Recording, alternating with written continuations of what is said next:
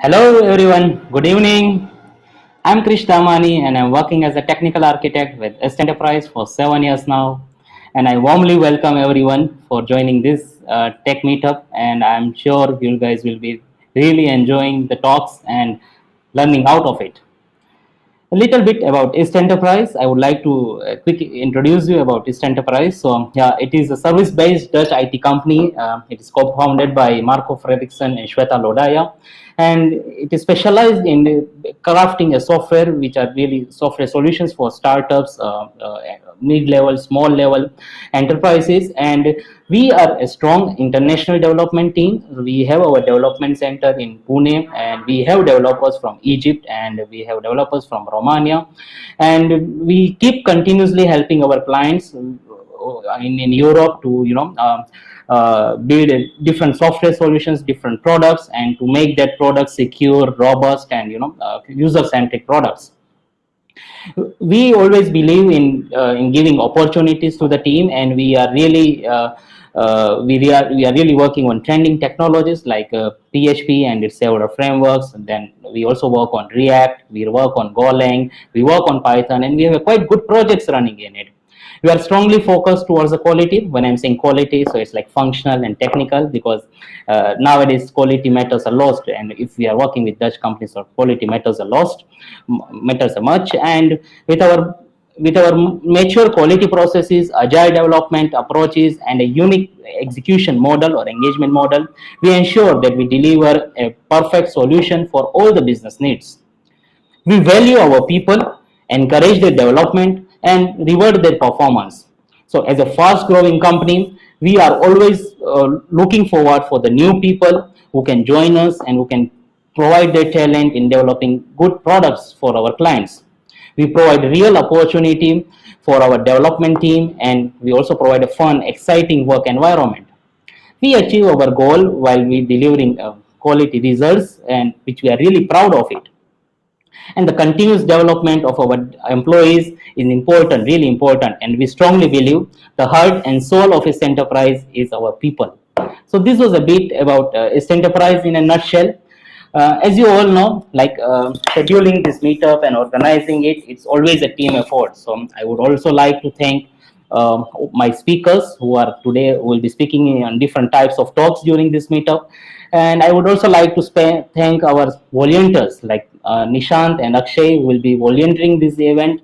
So yeah, thanks to them, and I request you all to provide us your valuable feedback at the end of this meetup, because your feedbacks are really important for us, and we can, it really helps us in keeping us improving and to come up with more exciting talks. And I'm just sharing the feedback link here for your easy reference, so that it really helps us for the feedback. So I'm just posting it, just a moment, and here it goes. Yeah, so I just posted the feedback link. I really look forward for the feedbacks at the end of this event. And yeah, so yeah, I hope this event, you guys will enjoy this event, and it would be a nice event for you all. Moving ahead with the meetup, be assured we will have a question answer session after every talk. So end of each talk, we'll be having 10 to 15 minutes roughly to answer your queries. So please, I request everyone to feel free to put your queries, any queries on the chat. And our volunteers are constantly looking at those queries and listing them out for our speakers so that they can answer you in the best manner. And again, it's not just a 15 minutes question answer. If there are more queries, we'll be surely covering them at the end of the complete 3 talks. So this is all. And now I think we should start on the actual meetup. So guys, are you ready for the same? And I would like to first invite our first speaker, Bhushan Gaikwad. So we'll be representing his first talk here. And here comes Bhushan. Hey Bhushan, how are you?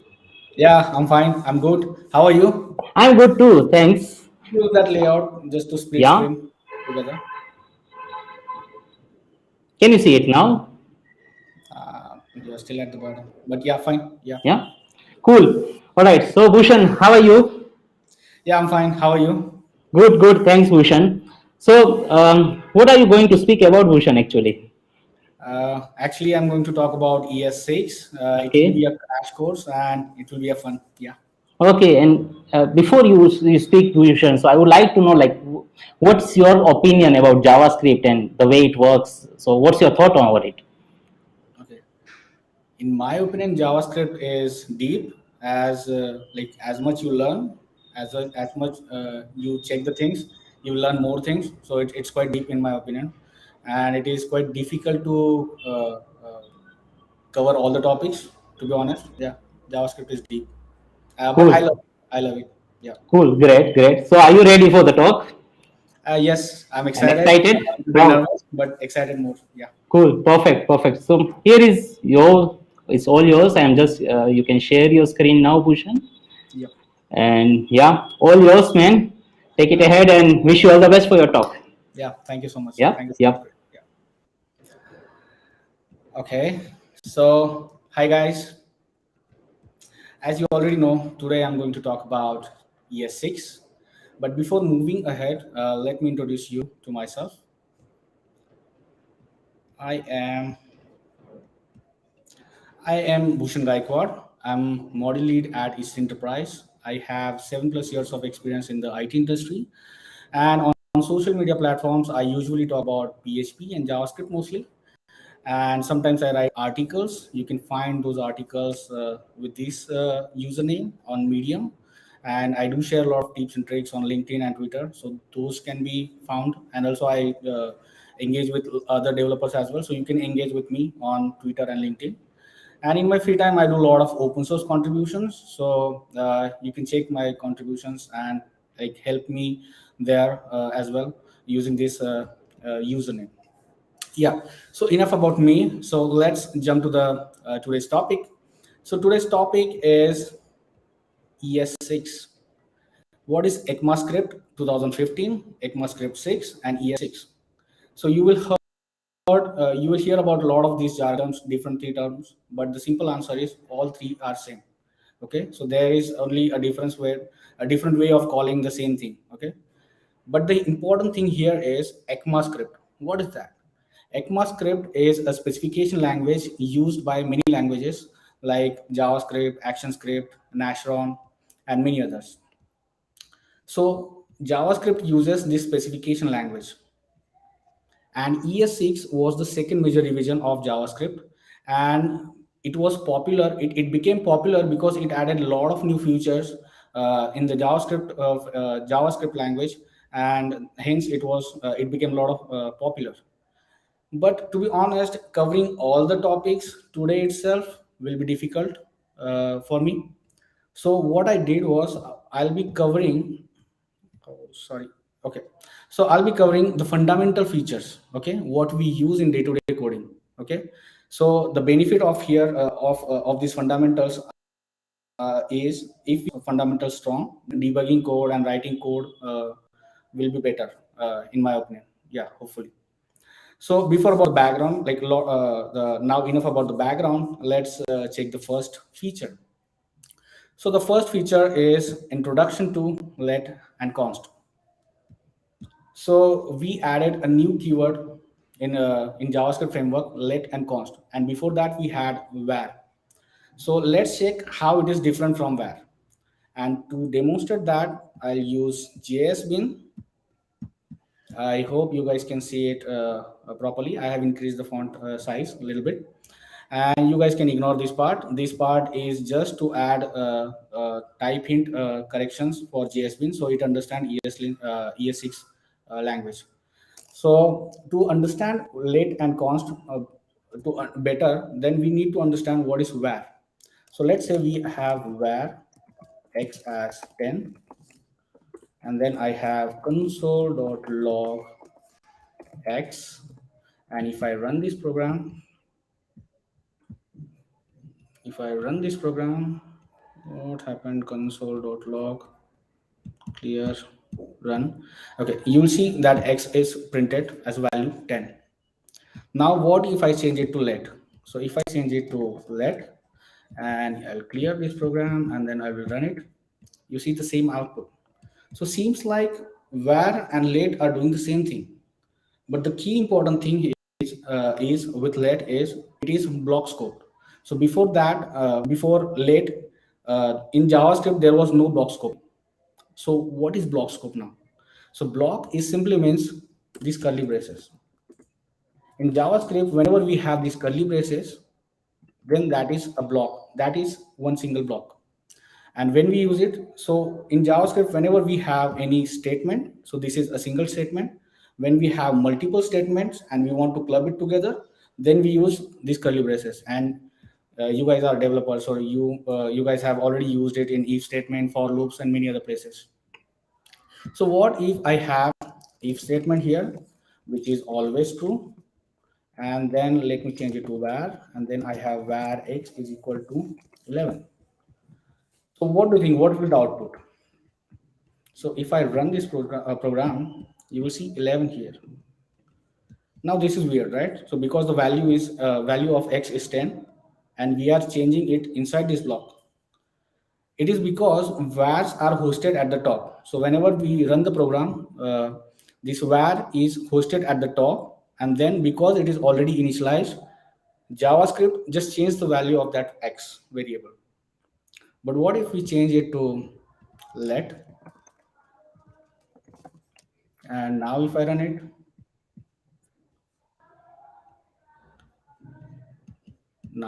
it, you see the output is 10. Hi, Is it not, Bhushan. not Sorry visible? for interruption. Yeah, it seems some of part of the text is getting cut down. So Okay. Yeah, thank you. Just quickly let me change the size. And is it better? still, it seems to be cut off. Okay, just to let me do it quickly. I think 14 will be fine. Is it better? Can you move the window? Miss, can you? I'm Yeah, moving, it scrolled up. I'm moving the window actually. No, actually, it's still cut. I'm moving the window completely here and there, to be honest.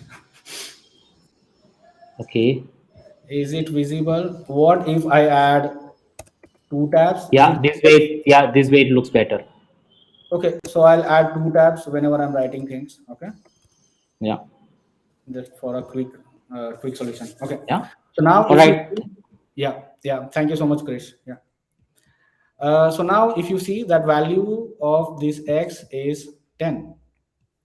So because we have this x in outer side of of that block. So if I have console.log and that I will output it x, and if I run it, so you see that value of x we printed here is 11, and then value of x is printed because we have x is 10. So that is block scoping. So this x will be only available inside this block. And I'll show you one little cool trick. So what if I just remove these two lines, this if, and will this work? It should, you see. So then this block is not tied to any if statement only. So it is tied to any the basic funda of this block scoping is whenever we have multiple statements, in this case two, this one and two, and we want to club them together, then we can use this curly braces and it will be still a valid JavaScript code. So that is a key takeaway from here. Now we have checked let. Let's talk about const. So what if, and it const also does the same thing. Okay, so it also has block scoping, but with const we have some extra functionalities. So let's check const. So now if I run this program, you see the output is 10. So that is const, it is doing the same thing. But what if I wanted to change any value and then run the code? you see the error assignment to a constant variable. So the important thing here is the constant value or constant variable what we have, that is whatever it stores, that cannot be changed. Okay, so I'm emphasizing here. So whatever it stores, it can't be changed. Okay, but now let's check what happens if we have array. So I'll change it to 1 2 3 4, and I'll clear this out and I'll run it. So sure enough, I have 1 2 3 4. And what if two tabs? What if I have push 5 and like this? And if I run it, now you see, oh, we have 5 here. So now, didn't I said that values can be changed, but in this array case, it is working. Actually, there is difference between that normal values and arrays and objects. Arrays and objects are reference types in JavaScript. So whenever we are storing some values inside X, so only the reference of that array is stored. Okay, and that reference is never changing. That is the main thing here, and that's why we were able to push the value inside this array, because that value is not stored in, or value is not stored actually in the X. So X only holds the value of its reference, and for the same reason, we can just change the values of object as well. So if, for example, if I have object with y and the value is 10, okay, and if I run it quickly, you see the output is this. But if I have x, then dot y is equal to 11, okay, and now if I run this program, you'll see the value is changed, and this is for the same reason, because Java in JavaScript, arrays and objects are reference types. So that is about let and const, and how const works actually with arrays and object. Okay, but there is also one difference with hosting. So previously, for example, if I have a code like this, let's say x is equal to 10, and then I do two tabs console.log x, and then two tabs var x. What do you think? It will work or not? It will work actually. So you see that value, okay, it is giving object. Why is that? Does it not save? Okay. So now you see that value 10 is printed, and it is because x, as I told you before, x is hosted at the top. Okay. So the declaration is already happened. Then we assign the value, and then we are using it. But what if I change it to let and then run it? You see the x cannot be used before its initialization. So that is the main difference, and I believe that it is good that we have this feature implemented in ES6 version after that in the JavaScript, because I don't find any good reason to have all the things hosted at the top, to be honest. So that is main difference thing here. And also one thing I would like to share, so if I have any function, so for example, if I have any function, let's call it fn, and then I have this statement inside this, okay, and then I have this x outside it, two tabs, and then I'll call it this, I'll invoke this function, okay. So now in this case, as you see that x is at the top, but the thing is it will still work, because we are actually doing declaration first, and then we initialize the value when we invoke it, and then we are using the value. So that's why it is working. So that is the main difference. Now we have understood like what is let, what is const, and what is var, but we don't have a clear answer like when to use what. So to be honest, in the JavaScript community, there are multiple opinions for this. But I personally, what I do is I start with const. If the value is changing, then I change it to let. And to be honest, I didn't find any good reason to use var, unless it is quite necessary or older code. So this is how you can do. So this is about let and const. So now let's check another feature. Let's move to the next feature, and that is arrow functions. I'll show you here. Where is that? Okay. So in the ES6, we have new way of writing functions. Okay. The key points are here is arrow functions are always anonymous. I'll talk more about it. Syntax changes, I'll talk about it. And there is one key difference with these binding. It might take some time, but I'll try to explain it properly. So, sorry.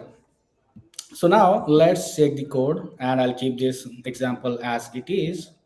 And instead of this, I'll just do console.log, or maybe I'll just return some value, return 10. And then here I'll do console.log, and inside this I'll invoke the fn function, and then I'll close it. Okay. So now if I run this program, you will see 10 is outputted here. Okay. Now there is another way of writing this same function. So what I can do is to write the function, I can create one variable called fn, and then I can just remove this fn function, fn keyword actually, and fn name as well, because I told you that the arrow functions are always anonymous, so they don't have name. That's why we always have to store them in the variables. So that is key important thing. Anonymous means it doesn't have any name. And then after these curly braces, we can just use is equal to and greater than symbol, and this is how it is arrow function. And if I run this, we will have the same output. The thing is, if I only have one statement, I told you before, right? So whenever we have blocks, we use blocks. This is block, right? This is block. And whenever we use block, we have multiple statements. Okay. But what if I only have one statement? Then I don't need this block, right? And I can just omit this, and I can just remove it, and I can just move it to the top, and like this.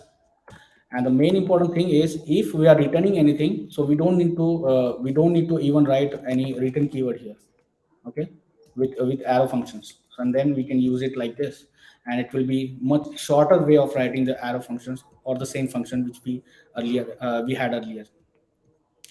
Now there is a small thing, whenever we have any parameters, like for example, I'm passing 2 and 3, and then I have, let's say here I'm receiving that parameters here as a and b, and then I'm returning a plus b. Okay.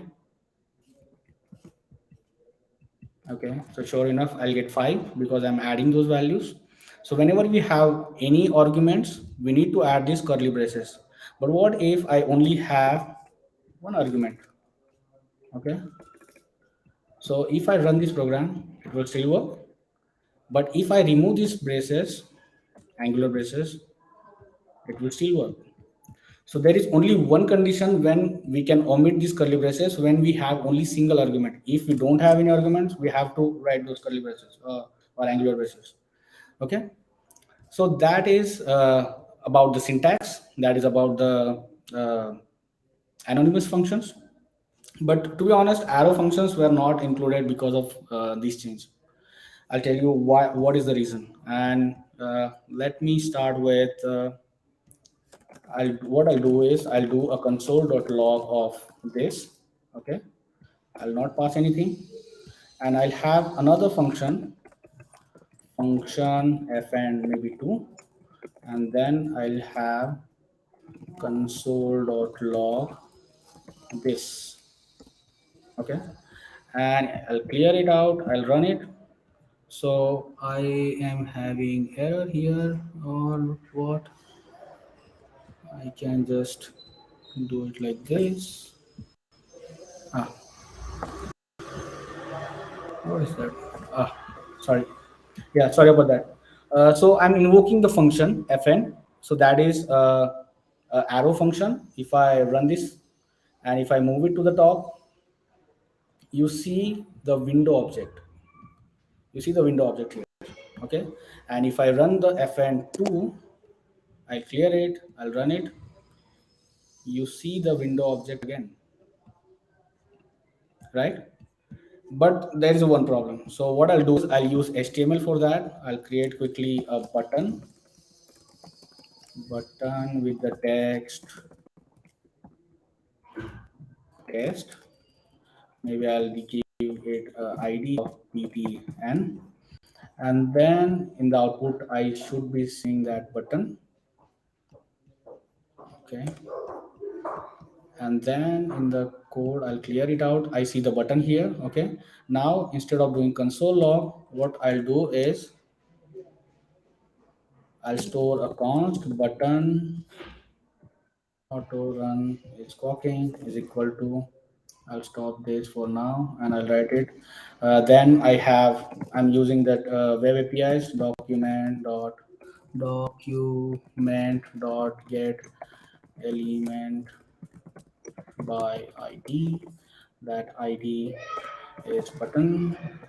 And then what I'll do is I'll attach button dot add event listener, and it will be a click event listener, and I'll just pass a function. Let's try with fn2. Okay, and I'm passing that function. So I'll show the output, and I do in the HTML we only have buttons, so I can just remove this, so it will be much more clearer. I'll run this JavaScript test. Syntax error. What is that? Document got carried. Missing initializer of const declaration. Missing initialization of const declaration.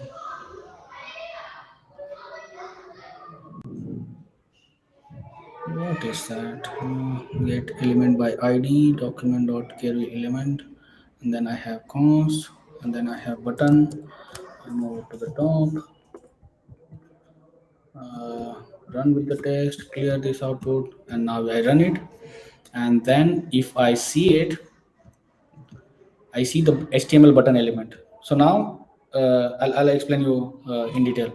So we have this button, we have attached event listener, and we are passing the same fn function. And this refers to, in other context, it was a window object, and now it is HTML button element. And this is quite complicated. It is actually required behavior in sometimes, like, but to be honest, it is not consistent, and that's why what we have to do is always we have to use bind, call, and apply method. Remember that binding. So that binding is needed because the traditional functions context, this context is changing because changing when based on when it is called. Okay, but what if I just use the arrow function, and I'll clear this out, run JS, and if I run it, and if I go at the top, you see it is again window object. So that is main key takeaway from here. So arrow functions never loses their these context, and that's why we need to use that call, apply, bind, all these methods. And that was the main thing about arrow functions. So now we have talked about arrow functions. So this concludes the arrow functions.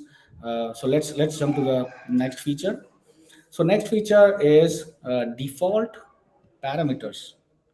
It should be default parameters. Yes. So now in the ES6, we added a new implementation or a new ability to add default values to the parameters. And how it works, let's check it quickly. So I'll just remove this. Okay, I'll just remove everything here, clear this out. I don't need output, and we are back again with the simple layer. So now let's imagine we have a function const. I'm going to write ES6 features, so I'll use arrow functions. Let's say we have is equal function, and then we have a number, and let's say we have some compare value, and then we can just, I'm just going to write, just to look better, I'm just adding the block curly braces. So it can just return me some value if the number is equal to compare. Okay, and okay, so we are talking about ES6. Let's do it this way. Okay, much shorter. So now we have this function is equal. Okay, and it only takes that values. So if I call it is equal, and we have 2 and 3, and then if I run this, okay, I need to do console log, console.log, and I'll put this console log like this.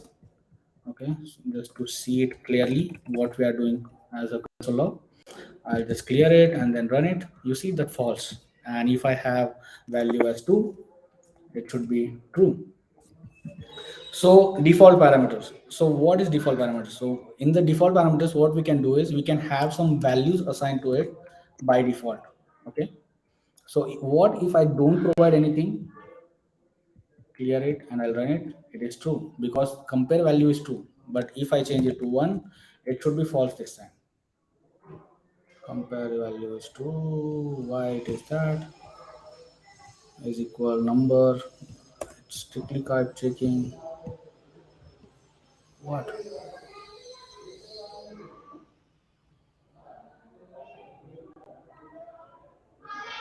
What? 1.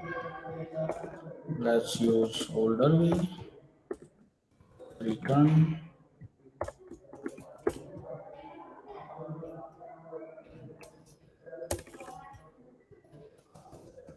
Function. Okay, this is weird. Actually, it should work actually with the arrow functions as well. If I run it now, it is working. Const. Let's try it one more time because it is weird. It should work. Okay. I clear it. I run it. Oh, okay. So it was not rendered, to be honest. Yeah. So what if I change the value to 2? It should be true. If I change the value to 3, it should be false this time, and that is correct. Okay. So now we have default value as 2. But what if I provide any other value? So if I provide any 6, so I will run this code and you see that false is there. But what if I change it to 3? Because I'm comparing 3 with 3. I'll run it. You see, that is true. So it works. So now we have ability to add some default values to the parameters. Now what we can do is, in addition, we can assign some different variable as well as a default value. So now in this case, the number will be compare as well. So in this case, if I don't pass anything, I just pass number, and if I run it, so it will be always true because to be honest, it is a silly example, but it covers the idea. Whenever we have number and compare, so it will be same, and that's why we will get two values. The main thing here is we cannot have default values first. Okay, so if I provide some value here and if I don't provide it, it will not work. In this case, that 3 will be assigned to number, and then compare value will be undefined in this case. So let's try it. Save. Is there a save button?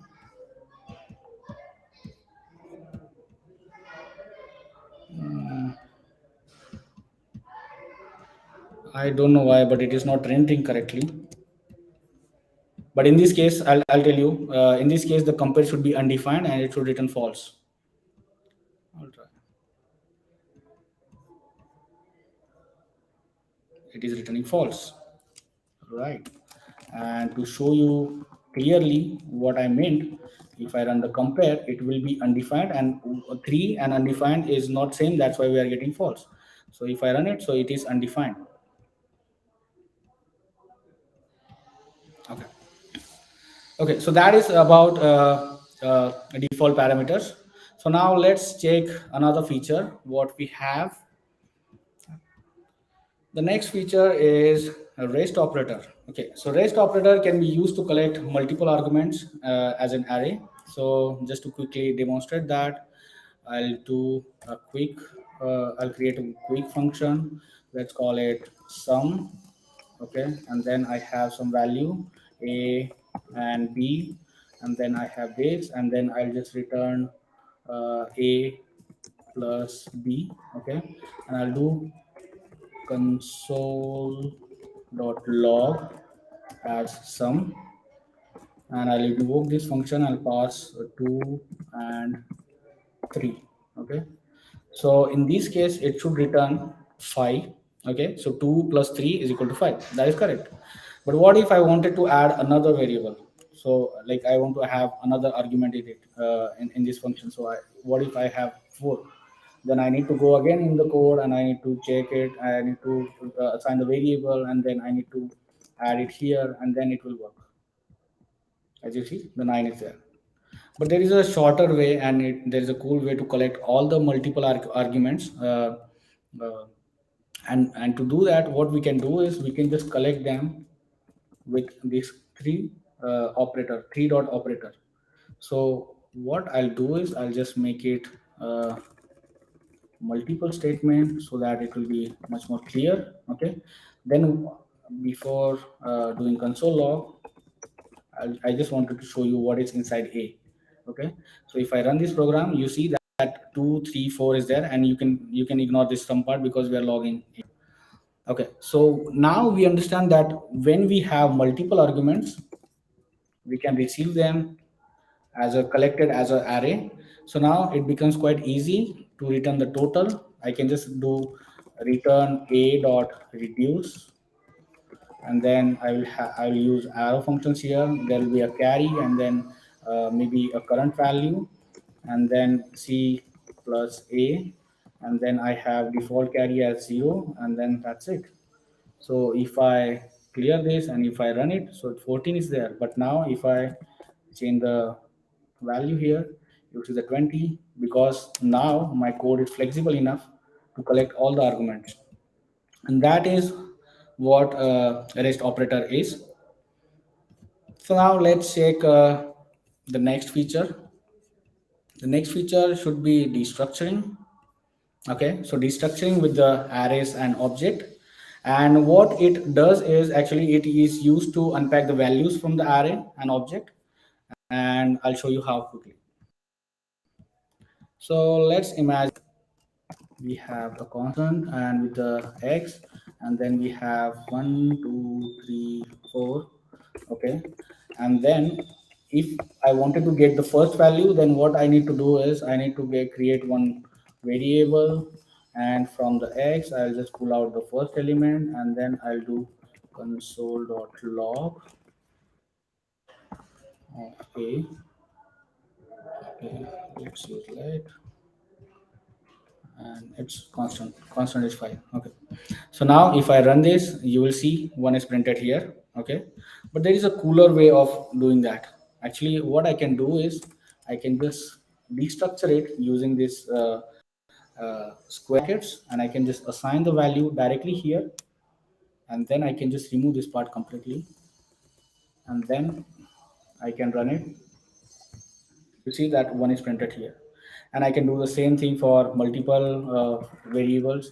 So b and then c, and then I can just log b and then c, and then if I run it, b is already defined. Sorry about that typo there. Okay, 1, 2, 3. But now what if I want to skip 2? So then what I can do is I can just remove this b, and I can add empty space in between those commas, and then I can just remove this b, and then if I run it, then we have 1 and 3 only. Okay, so that is in a nutshell what is destructuring is. I'll tell you how this works with the object as well. So I'll create one object quickly, that is x, and then value is 10, and then let's store it inside y. Okay, and if I print y, and if I run it, you see the object there. But what I can do is if I only want the value of x, let's say here I have z and here is 22. So if I only want the value of x, then I can just destructure it, and I can just use x, and that x can be used like this. So that value is extracted from here. But there is one thing. So x is not that readable, to be honest. Imagine this code is coming from another library where we don't have any control, and that x doesn't satisfies our job where we are doing the things. Maybe we are having holidays there. Okay, so 10 is holiday, but x doesn't really satisfies that. So what we can do is here we can use aliasing. So here I can just add colon, and then I can have holidays. So that is basically means that x value will be stored in the holidays let variable, so that I can just type holidays, and then I can just run it, and I still have 10. But in this case, whenever we use aliasing, then in that case, we will not have access to X. So if I run it, you see that X is not defined because we are already aliasing it, and that holidays variable will be created and then value will be stored. So this is how destructuring works in JavaScript, and it was a quite cool addition in ES6. And here we have many more functions, features. To be honest, I have already told you in today's talk, covering all the things will be quite difficult. To be honest, I tried to cover the fundamental things clearly as possible, so that whenever we are writing code, that code will be better, and debugging the code will be much more easier. And but still, if you are curious about the things, then you can surely check out these two links, where it talks about, like, there we have cool articles where everything is defined about ES6, what new features it has, some examples, and many more things. And thank you. Thank you for listening to me. If you have any questions, if you want to reach out to me, I'm always active in like, most of the time I'm active on LinkedIn and Twitter. There you can reach out to me, and that's it. Right. All right. Thank you, Bhushan, for this informative talk. It was really nice, and it actually cleared up some of the really important basics, to be honest. So it was really nice, and some core concepts of JavaScript. So really nice. Thank you. Thank you for this talk. Yeah. Moving to a question answer session. So I think there is not a question, but just an information provided by Hans Kanker. Mhm. You can use underline, that is underscore, where you have no argument instead of the brackets. Oh, that is good to know. I'll try it. All right. Yeah. Yeah, Thank you. maybe. Thank you, Yeah. Hans. All right. Thank you, Hans, for this information, and thank you, Bhushan. And yeah, it was quite informative. And yeah, we'll see if there is, if there are any more questions at the end of the talks, all three talks. Guys, Yeah. please feel free to post your questions if there are any. We'll still try to answer them at the end. So looking forward for more queries if there are any on this ES6 crash course. Yep. Yep. Maybe All the right. features will be covered in some of the next meetups. True. Who knows? True. Indeed. Indeed. Yep. True. Cool. Cool. Thank you, Bhushan. Thank you for your time, and stay Yeah. tuned. If there are any more queries, we'll get back to you. Yeah. Yeah. Thank you. Thank Thank you. you. Bye bye. Bye bye. All right, guys. So now it's time for the next talk. So I hope, guys, you guys are really enjoying the talk and you are getting knowledge out of it. So now it's time to invite our next speaker. Is Amr Abdelfatah, and here he comes. Hey, Hello. Amr, how are you? Yeah, all good. How are you, Krish? Good, good, thanks. So, Amr, can you tell our audience what you are going to speak about? Yeah, so today, we are going to have a talk about functional programming and reactive programming as well in the a modern JavaScript ecosystem that we are living in currently. Wow, that's great. That seems quite Yeah, exciting topic, like functional and again in a reactive manner. Yeah, so it seems yeah, quite exciting, and yeah, really looking forward for the talk, Amr. So I think you can share your screen now. yeah.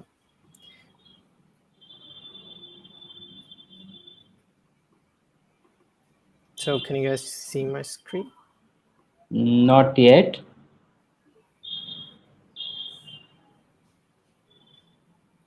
Okay, now I think the screen is shared. All Okay. right, so Amr, all yours.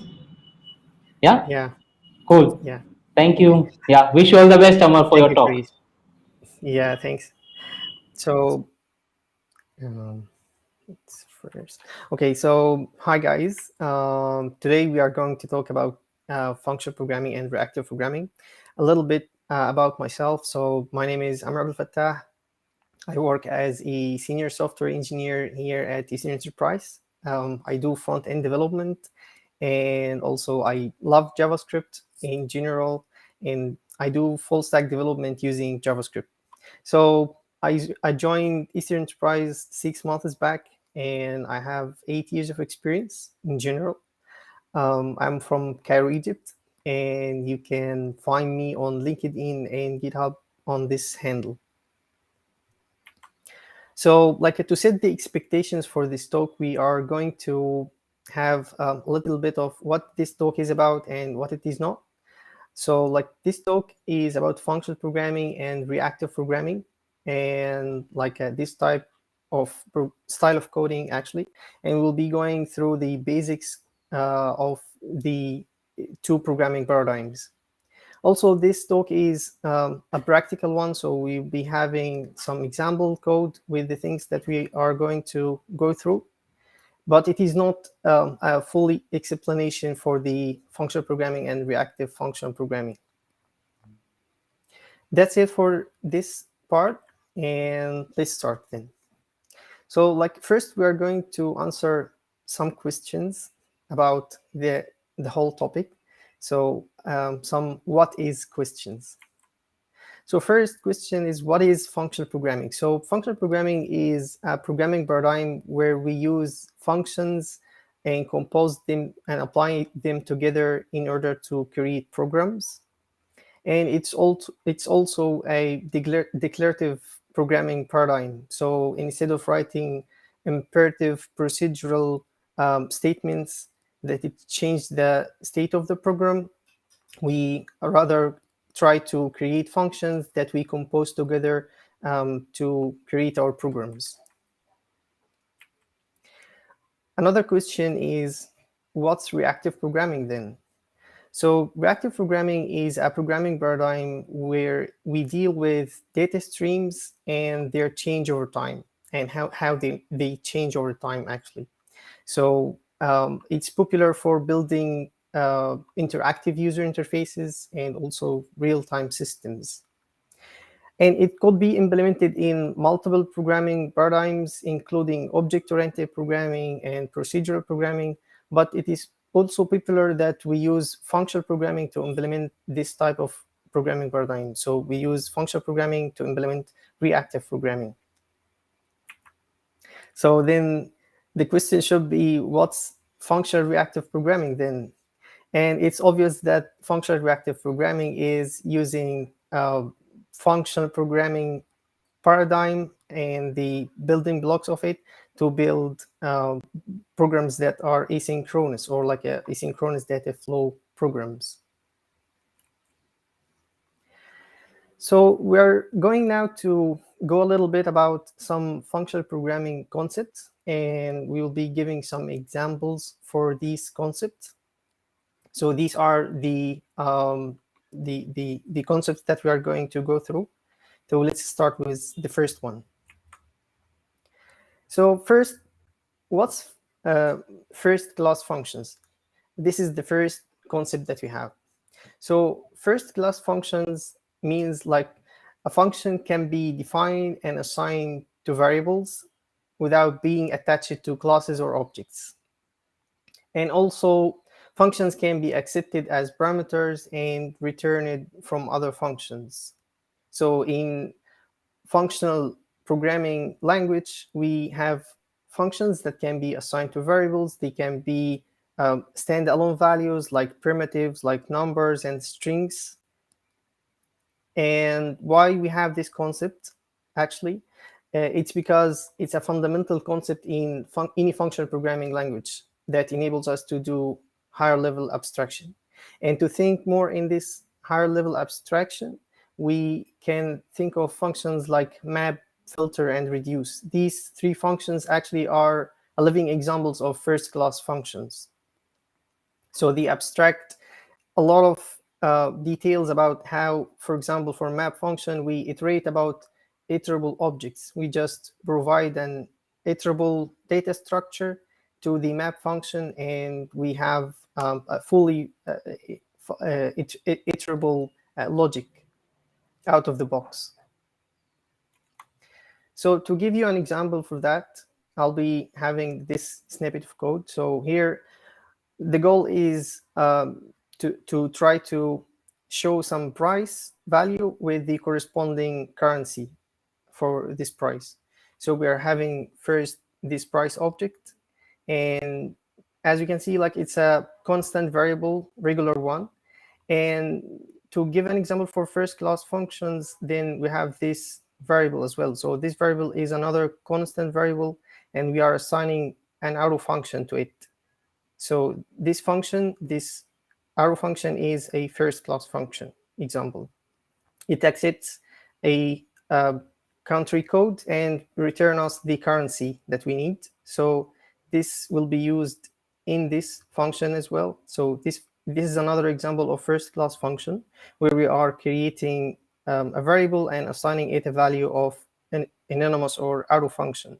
And this function is actually accepting two parameters. First is a function that we'll be calling, and the second parameter is an object that we are going to use the value property from and bind this with or concatenate with this with the call of this function. So this function will be returning actually the currency name, and we'll be bind it or like concatenate it with the price.value.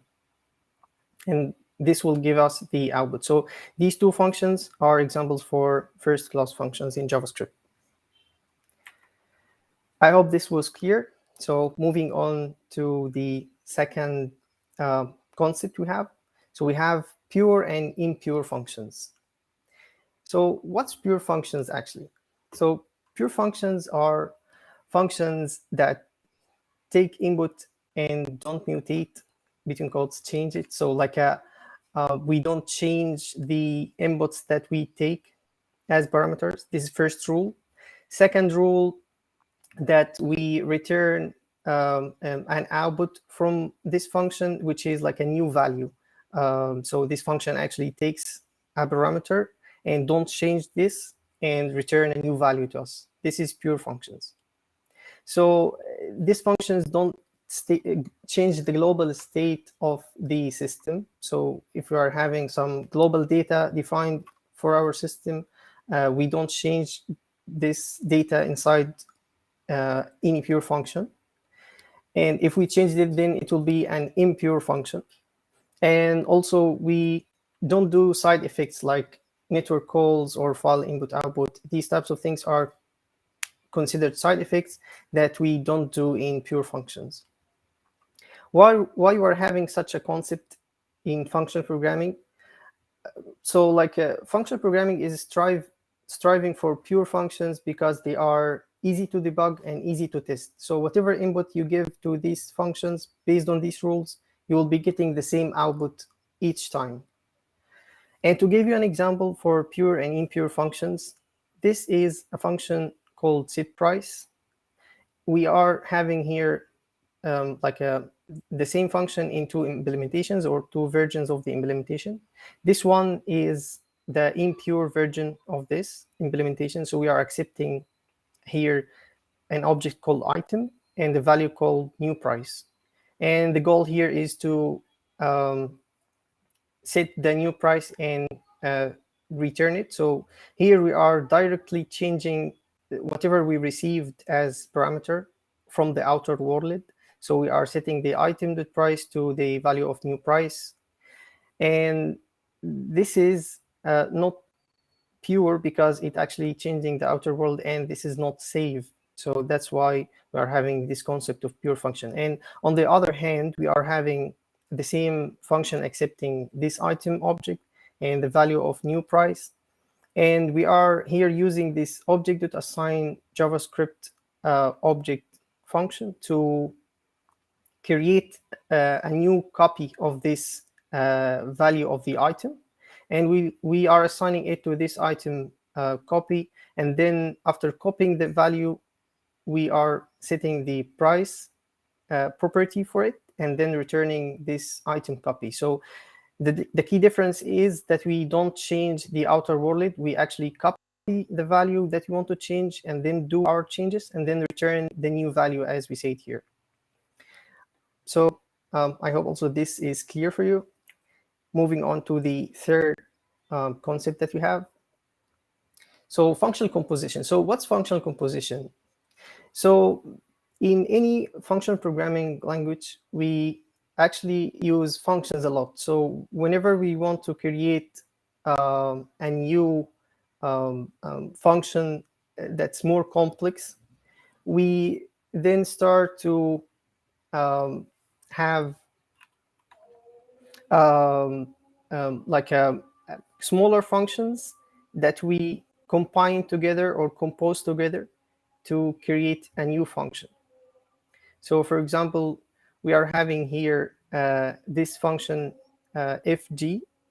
It consists of, or like composed of, two functions, this function f and function g. So function f actually accepts apples and returns lemons, and this function g accepts lemons and return oranges. So when we combine them together or compose them together, we get a function fg that accepts apple and returns oranges. And the good thing is that the user of this fg function, he doesn't need to know what's the implementation of this function or what's functions that are composed together to create this function. He actually use it and pass apples to it and then gets out oranges out from it. So to give you an example also, let's see this example. So we are having here a function called net salary. For example, we are building an employee management system. And this function, the goal for it is to generate the net salary for an employee. So we are passing it here the salary, which is 2,000. And we are using function composition to create a more complex logic. So we are first having this deduct taxes function, which is used to deduct the taxes from the employee salary. And whatever get returned from this function, when we pass it the salary, we'll be passing it as a parameter to this add bonus function. And this add bonus function is actually, as it says, it adds some bonus to the salary, and then this whole will be returned from this net salary function. So we are using function composition. We can use, for example, 10 functions here and whatnot. And also we can, for this inner functions, the add bonus function and the deduct taxes function, we can also have them composed from other functions as well. So next to the other concept, the next concept. So we are having higher order functions as the next concept for functional programming. So first, higher order functions are not like a unique functions or something. They are regular functions, but they have some special characteristics. So first, they are functions that may accept other functions as argument. So this is like one key difference for these types of functions. And also they can return functions as output from them. This is like another key difference for higher order functions. So they can whether accept functions as argument and return functions as output from them. So also, like if you used React before or dealt with it, or even Redux, so if you dealt with thunks, then a thunk can consider be a higher order function. So actually, a thunk returns eventually a function, and this function then will be dispatched. So you can consider thunks an example for higher order functions. So to give you an example, in JavaScript, we are having this code snippet. So this function, getEmployee by ID, is actually a higher order function. And why is that? Because it accepts as parameter the employee ID and then do some logic with it. And eventually it returns this named function getEmployee field, which is having some logic within it as well. So whatever logic that goes here, then we eventually returning this function. And then when we return this function from here, so actually when I call this function, it will be returning a function that will be stored in this variable. I can basically call this as a function and pass it whatever values that I need to pass. So this getEmployee by ID function can be considered a higher order function. So last concept that we have in functional programming paradigm is immutability. And immutability can be thought of as like an important concept in functional programming, because it strives more to more safer code, writing more safer code, and we don't change the global state of the system. And like to understand about immutability, first let's discuss like what mutability is. So mutability is quickly changing some values in our system, some values of data in our system. And this is dangerous because we can accidentally change some part of this data in a wrong way. And also, we can have unintended behavior in our system when we change the data directly. So if we do this thing in an immutable way, then we first copy whatever values that we need to change, and then do whatever modifications or apply whatever changes to these values, and then we populate or publish these values again to the global data of the system. And to give you an example for that, let's go to our code editor, because this example is a little bit longer to fit inside a slide. So here we are having this cart product. So imagine that we are building, for example, an e-commerce website, and we are having like a feature to display a list of products in the cart with their corresponding prices, and also display the total and maybe use the total later to do some calculations or something. So I'm having this cart products array, which is having two objects, and we are having this function first, which is doing mutation to the global state of the system, which is this cart products array. So basically, this function from its name tells that it will be displaying product prices. So we are iterating over the cart products, and for each one of them, we are doing some logic in here. And basically, we are like directly mutating or changing the value of each product.price property. And then we are logging this as like an output of this function. So this is not the best way to do mutation.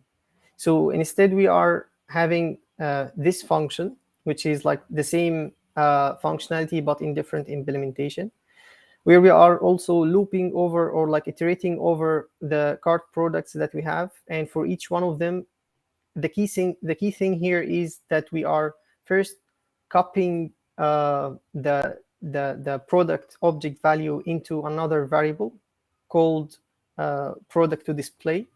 And then whatever changes we need to do to that object, we are doing it to this product to display variable. So we are again doing the same logic here and doing the same output from this function. But the key thing is that we don't mutate directly the state.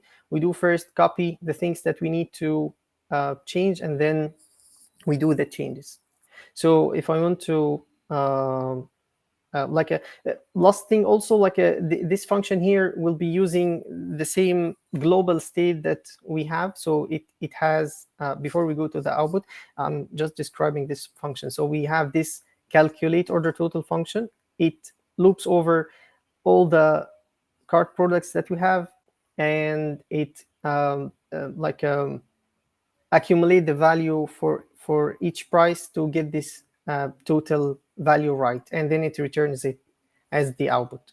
So we are doing here like a console logging to the total value. So we are logging the value of this total variable.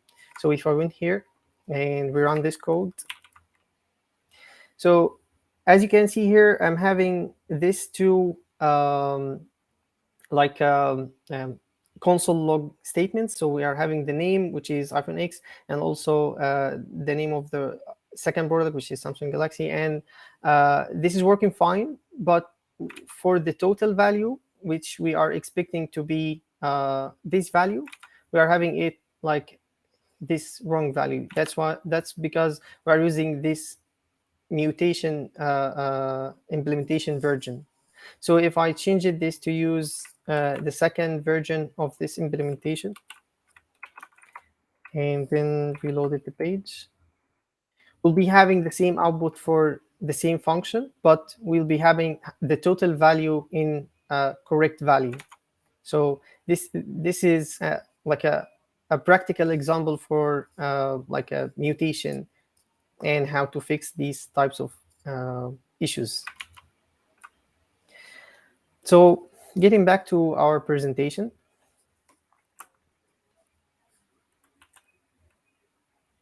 we are having like a couple of bonuses for the like immutability. So first, we are having, if you want to implement this on a real world project, you can refer to this ESLint plugin if you are using ESLint. So it's useful to do if you are not. It's having all the functional programming rules that you can apply in a JavaScript environment. And if you want to like go to the next advanced level, you can use something like this. So Immutable.js is a Facebook creation, and it's open source, and it's actually like an optimized set of data structure that optimize for performance that you can use, and they are immutable by default. So moving on to the next part of the talk. So we talked about functional programming. So the next part, we are going to talk about reactive programming, and especially Rxjs. So like Rxjs is a library for building asynchronous application, and it uses observables to build these types of applications. So let's talk about data streams first. So as we are having here, so like Rxjs uses a single unified API to handle any type of data stream. So when you are doing functional programming, when you are doing functional reactive programming, then you should think of your system and the data in your system as data streams. So we have a lot of types for these data streams. So like, let's first talk about some of these types so that you understand a little bit about this concept. So data streams can be something like these. So like an async function that return a value, as simple as that, could be considered a data stream. A promise can be considered as a data stream. Also, an array could be considered as a finite stream of data. And also like a DOM events, consider something like clicking a button, can be considered also an infinite stream of data. So we are going to have these types of data stream implemented as like examples, so that you can see them like in a more practical way. So first, we are having like a synchronous function returned as value. So we are having this function get book by ID, which accepts an ID and do some logic here, and so it should be returning a book. So whatever value I'm having here, this book value is considered a data stream. Another example is promises. So this is a similar function that is async, and it should be accepting an ID and returning a data stream, which is this book, which I'm receiving here. But like something to note here is that I'm using a different API, which in this case, the .then function to process this data stream. Another data stream type could be array. arrays, as we say. So here we are having this box array, and it has, for each item, it has an object. And like we are also using like general for loop here to process this data stream. But also note that this is yet another different API to access or like process this data stream. Last one is like DOM events, as we say. So we can consider this event here as a data stream, which we are like logging into the console. So I'm having like a very basic document query, and then I'm having this event listener, which listens on the click of this event. And whenever this event happens, I'm handling it using this handle click function, which accepts the event. So this event here is considered a data stream.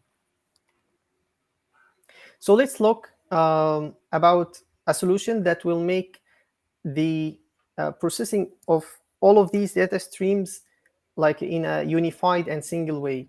So observables are the like de facto solution for handle these types of a data stream in a unified way. So for example, let's take a look about this handle click of a button in like a reactive functional programming style. So this from event function is actually a function that is in Rxjs. So it's imported from Rxjs, and it do the same thing as the imperative example that we have before, but in a more functional and also reactive way. So we are using this function, and it accepts two parameters. First is the element that we want to listen on, and the event itself, which we want to handle. And then we have this subscribe function to do the the observing process. And whenever this event happens, we use this handle click again to handle that event. And as we can see, like we are here composing and using like a basic concepts of functional programming. So we are composing some functions together to generate the logic that we want to have. So we're using from event and subscribe and this function that we have built to compose the whole thing together. A more complex example could be something like this. So we are doing handling of DOM events here and also handling of promises. So I'm having this submit button element, which I'm querying. And then I'm having also the same from event function, which we have just seen. It accepts the same the element and the event type. And we are doing subscribe to that event. And we are passing here, instead of a function that we have built, like an arrow function or an anonymous function that will run on the occurrence of that event. And here we are using another operator, or like a function from Rxjs, which is Ajax, which should be doing an Ajax request to the server. So whenever I press the button, I'm doing an Ajax request. And after I get the data, I'll be doing some stuff with it, maybe console logging or something. I'm composing again like this from event function with this subscribe function and also this Ajax function to perform the Ajax request. And then I'm doing subscription on the receiving of data and performing this anonymous function also as well, which do the processing of data and then by looping over it or iterating over it. And for each item, I'm passing the item to this show element function, which I'm having, which basically logs the item to the console. So as we can see, we are using here functional composition again and applying functions together to get a more complex functionality. So like this is also like a very basic introduction, as we can see. So like one can wonder like how I can use this in like a production application today. So these are some pretty good and also popular recommendations that I can give to dive more into this functional or reactive functional programming world. So we are having Rxjs, which is built by Microsoft, and also it has like implementations in almost the almost all the popular programming languages like Java, C Sharp, JavaScript as well, and yeah, you name it, like a lot of implementations for Rx, not only JavaScript. And also you can use Rxjs itself if you are a front-end developer, for example, with React, Angular, Vue, Civility, whatever framework or library. It is independent from these. Also, another good recommendation that I have is Ramda. So Ramda is a functional programming library which is open source, and it provides you with like some utility functions that will make your life easier while you're doing functional programming. And also it is well tested and documented, so definitely check it out. Also, if you are using TypeScript, and most of us in maybe the front end community, also back end community who are doing JavaScript are currently moving to TypeScript. So FBTS is another functional programming library written in TypeScript, and also supports writing functional programming in TypeScript. So it has data types, utility functions, and also some best practices from like a functional programming languages by nature, like Haskell and Scala. And also, like a last example last recommendation that I can give is Nest.js, which I really like, by the way. And it also, under the hood, it uses Rxjs internally. So maybe you can check the source code for it and learn from it something, and also use it for your project. So it supports functional programming paradigm and also other various types of programming paradigms like object-oriented programming. So final thing is we only scratches the surface. So if you want to dive deeper more in this topic, I highly recommend checking these two Git repositories, Awesome Functional Programming and Awesome Reactive Programming. They have a ton of learning resources and libraries and code examples that you can check. And thank you.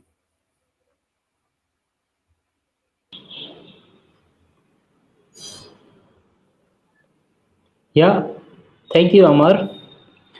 It was quite a good talk indeed, and it was quite informative talk.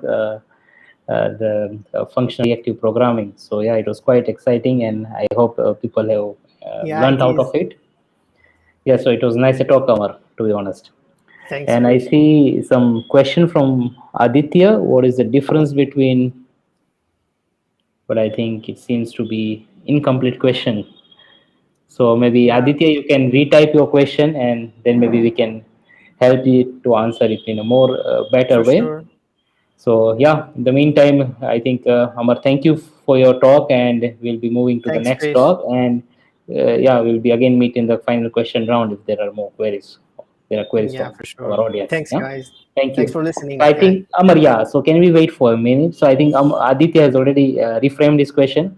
So he's asking, what Okay. is the difference between Next and Rx? Rx. Okay. So if you meant like wait a second, he maybe asked about Rxjs and Nest.js, not Yeah, Next. So if I went to this slide, yeah. So yeah. So Nest.js is a framework for building backend applications mainly. This is Nest.js, and it supports writing code in functional programming and object-oriented programming, and it has like a whole lot of features for the modern backend topics, like for example microservices and these types of features that you can have in a backend application. But Rxjs is like a library for building reactive applications in general. It doesn't have to be a backend application or front-end application. You use it for building reactive applications in general. So you can use it in the front end with React, maybe you can use it in the back end with Node.js or Nest.js, as I said. Yeah. And Nest.js uses Rxjs to do asynchronous stuff under the hood. So Nest depends on Rx to do asynchronous operations or tasks. So that's the difference. Cool. Thanks, Amar. It was quite Yeah. descriptive. Aditya, I hope your question is answered now. And yeah, of course, in case you have more queries, please feel free to keep it posted, and we'll try to answer them as soon as possible after the talk. Yeah. Thanks, Krish. Cool. Thank you, Amar. Thank you for your time. And yeah, we'll be moving to the next talk, and we'll stay tuned, Amar. If there are more queries, we'll meet again at the end of the talk of next week's. Sure. Yeah. Thank Sure. you. Yeah, sure. Thanks. All right, guys. So now it's time for the next talk, the last talk for this meetup. So I would like to invite our speaker, Ravi Joshi, for this talk. So here he comes. Hey, hi, Ravi. How are Hi, you? I'm good. I'm good. How are you, Krish? How are you doing? Good, good. Thanks, Ravi. So, Ravi, can you tell me what are you going to talk about, and can you let our audience know like what topics you will be talking and what is it all about? Yeah, sure. So basically, I will be morely talking in terms of micro front end. So most of our audience or all we as a developer already heard about the microservices, but True. now it's the new thing in the market. Not a new thing. It's a old, but now it's getting more popular in terms of micro front end. So I will be covering most of the how we can create micro front ends, and there will be a definitely a demo how we can build our Angular and React applications as well. Wow, this seems was quite interesting. So I've been working so far on microservices, and now I am just hearing micro front end. I hope you will be also telling us our audience us and in like the differences between these two microservices and micro front end as well. Yeah, I Perfect, definitely. perfect, perfect. So are you ready for the talk Yeah, and excited? yeah, more. Cool. So all right. So Ravi, now you can share your screen. Sure.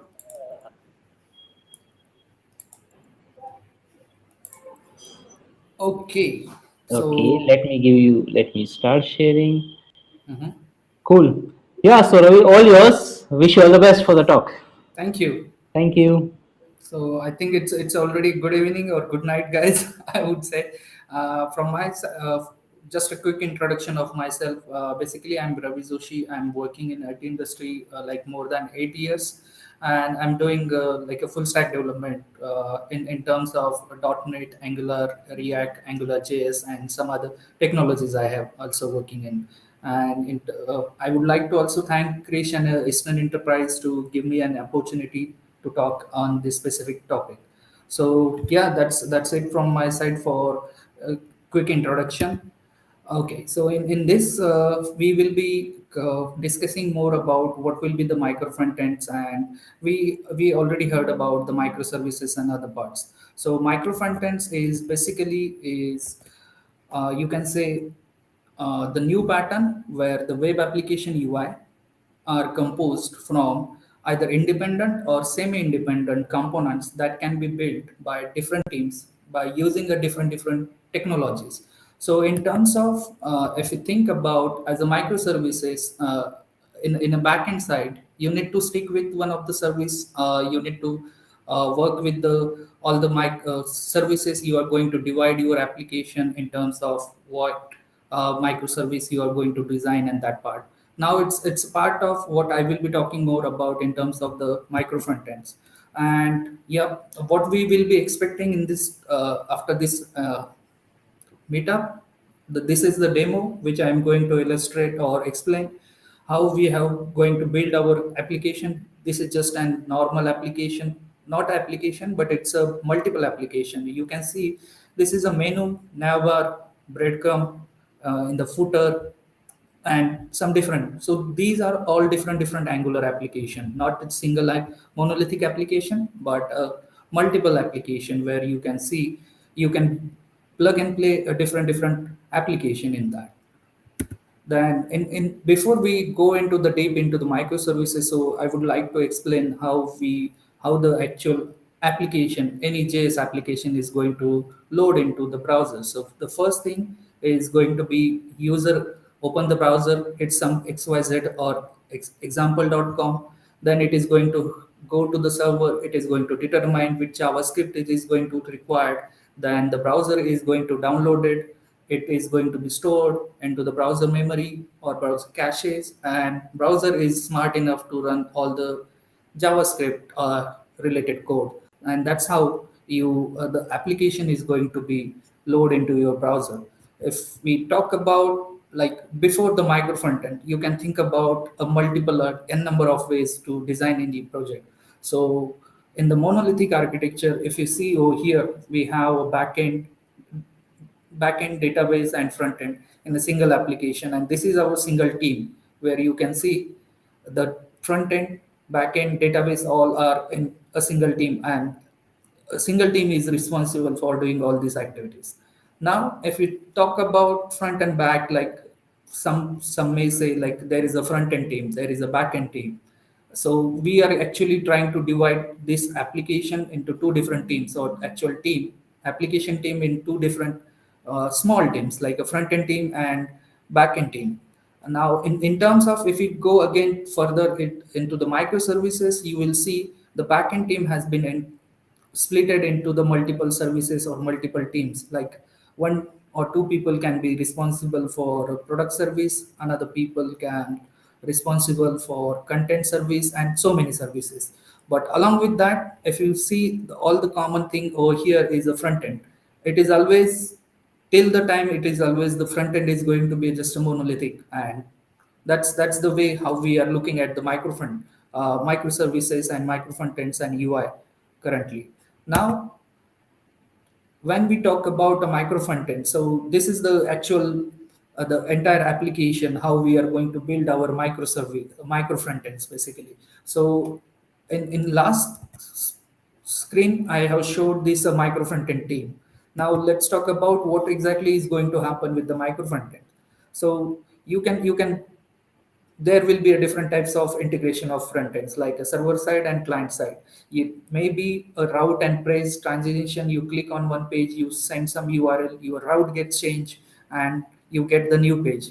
It is another way is you can do the composition between different components, and those are going to be communicate with each other. The interesting part over here, if you see this as a cross-functional team, like team A is basically responsible for developing this fragment A.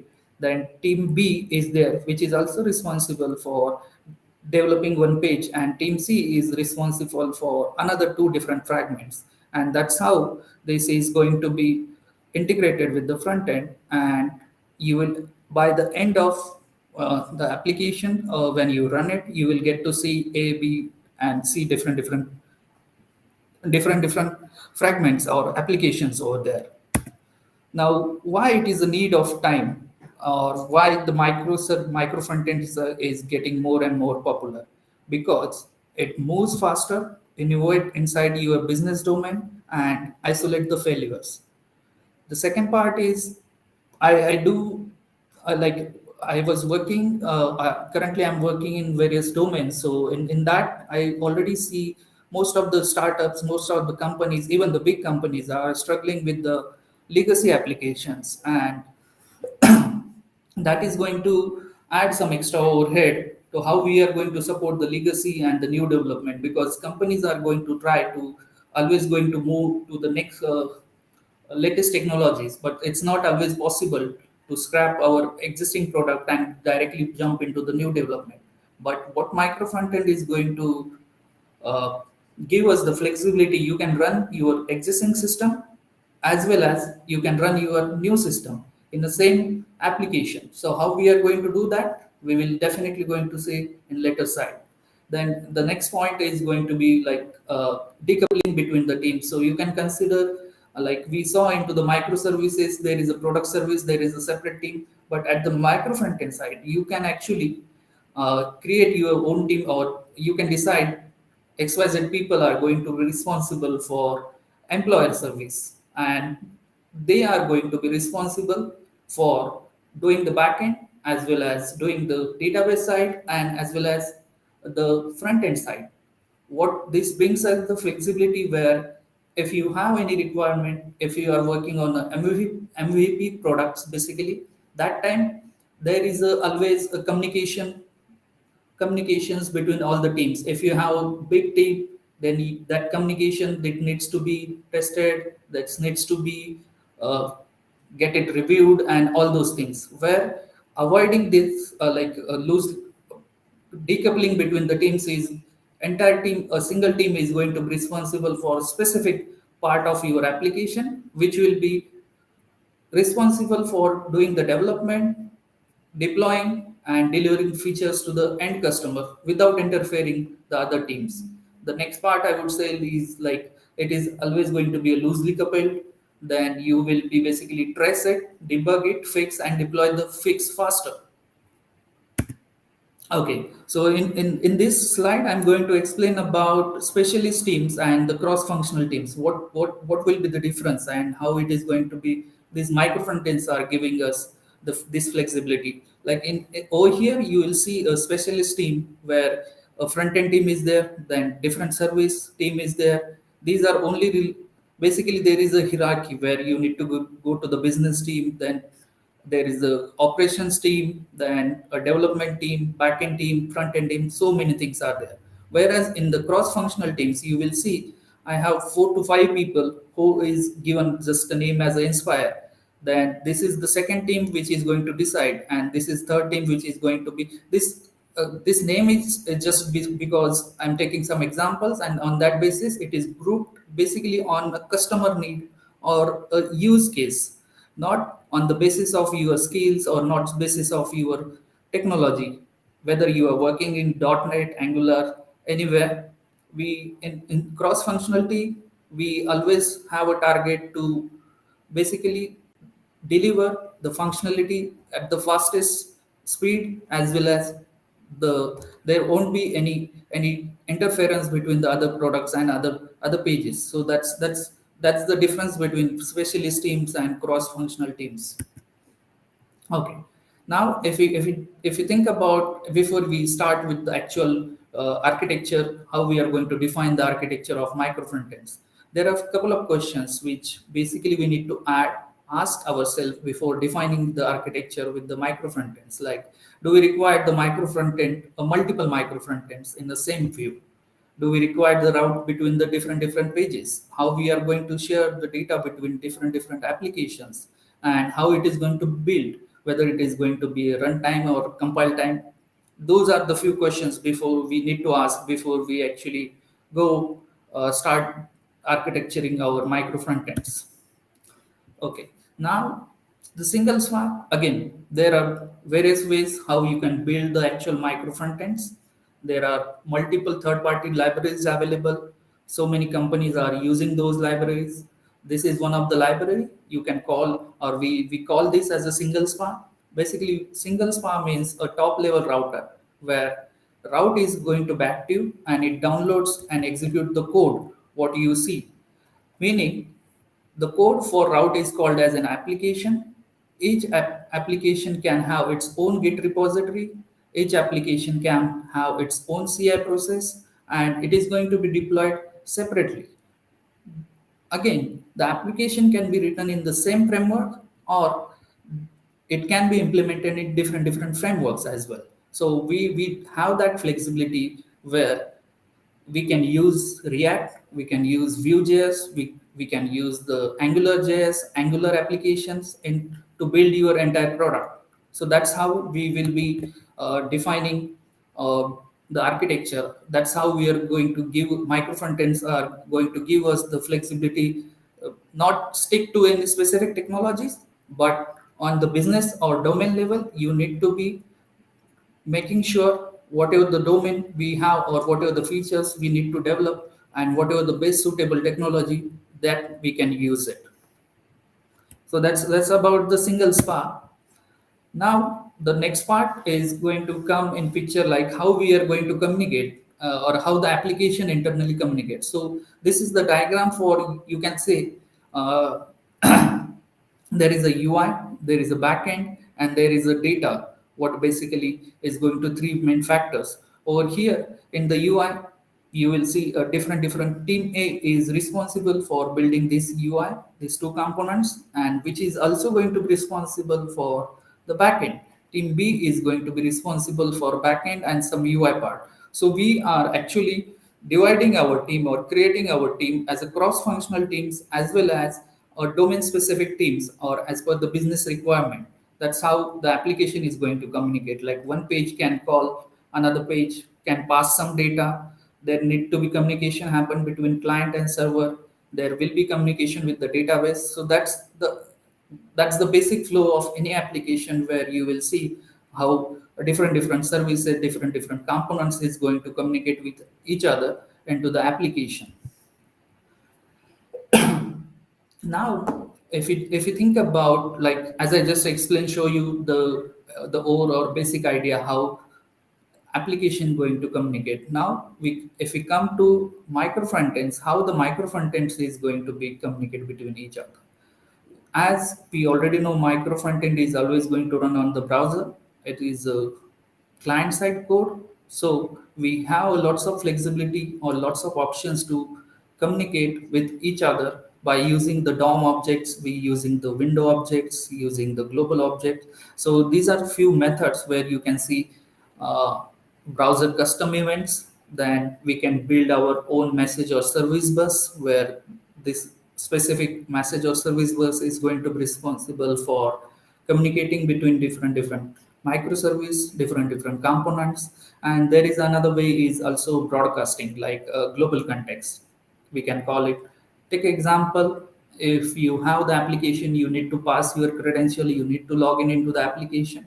Now the login is a different microservice or micro front end basically, which verify whether you are a valid user, and if yes, they are going to provide you some token, and along with that there will be some authorization and authentication related data, like what will be the username and many other things. So how we are going to broadcast? So there is one way is where we can just broadcast this information, and the respective Angular or React or micro frontend is going to listen to those events and get that information whatever it is required. So these are three different ways. There might be multiple ways, but these are most common used ways how we micro frontends can communicate with each other. Now, if you see over here in the browser, as I just explained, global context information, like you can use header cookies, global APIs. For example, like you can set the currency, what is the language of user, and all that part. And this is the global context which is going to be broadcasted, and every team having their own components are going to receive those or get those information by global context. In terms of another way, like listener custom events, how which I have just told, like you must be already aware about the events, how we can add the event to a specific control into the browser. So these are few ways, like you can just say this is my fragment, this is my component, basically, which is going to dispatch one event, a custom event, and we will be adding that specific event wherever it is required. So in that case, window.add listener, and we can pass the data between different things. So now this is the page, again, multiple fragments, multiple components in that, and they can communicate with each other. Okay, now it's time for the demo, which I'm currently running on. Let me quickly share my other screen for the demo.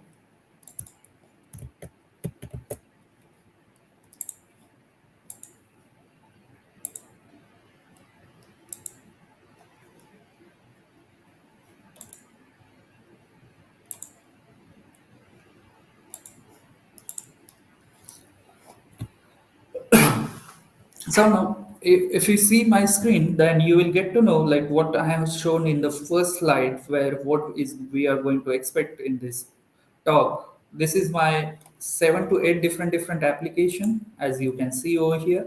This is my navbar menu application. This is breadcrumb application, and this is a footer application.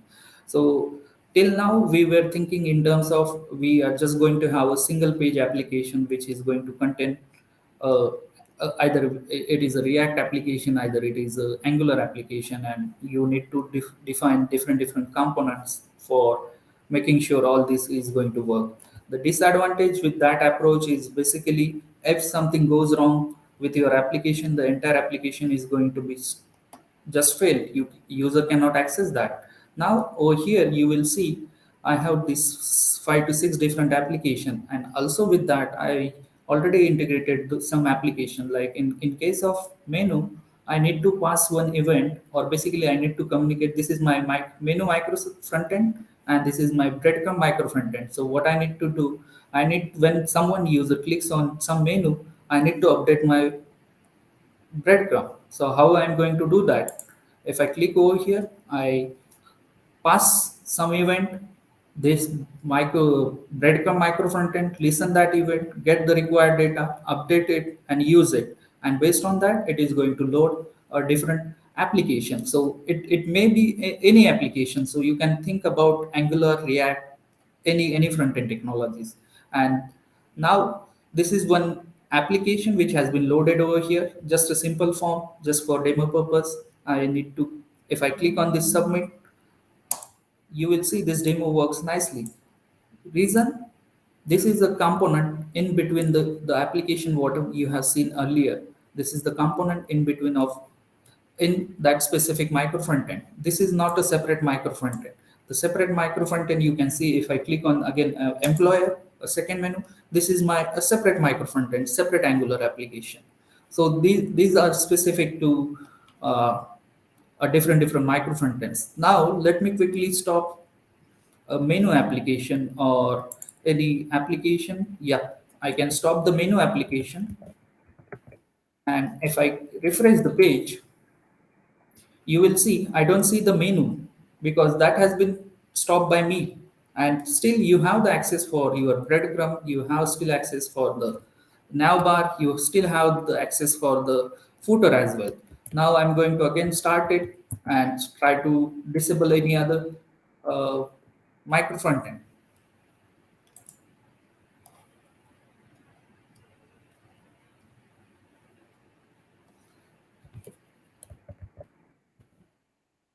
It is going to take some time to load. Yeah. Now I have disabled the navbar, and my menu has been activated again because I started the menu application again. So basically, this is what the flexibility we can get it. Now, if consider the cross-functional team is one team is responsible for the navbar, and they are just going to add something and something goes wrong. In that specific case, our application is not going to hamper because of navbar application changes. Simply, whatever the place or the div it is going to contain with that specific application is that specific part is not going to work. But rest of the application, you can see this is still working. I can go to the different application. I can use the menu. So this is the basic things, and as well as this is the flexibility and beauty of these micro frontends. Now in terms of how we are going to do it, this is just a demo how we are going to build the application, how we are going to integrate, how these applications are going to communicate, all these things. So let me quickly shift to another screen where I can show you about how it has been done.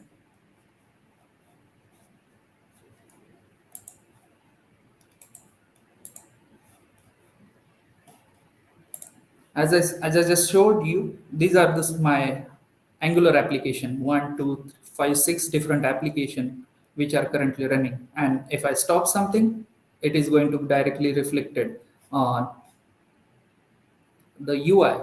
So as a separate repository, I can write whatever to write code into that specific application or micro frontend. I can build it separately. I can deploy it separately.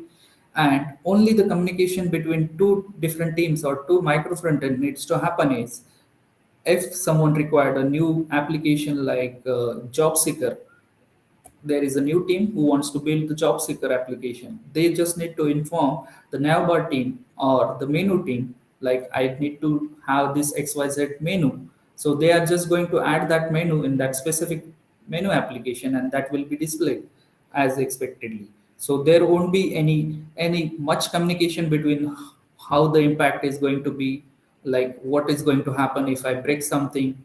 So all these are the benefits of these micro frontends.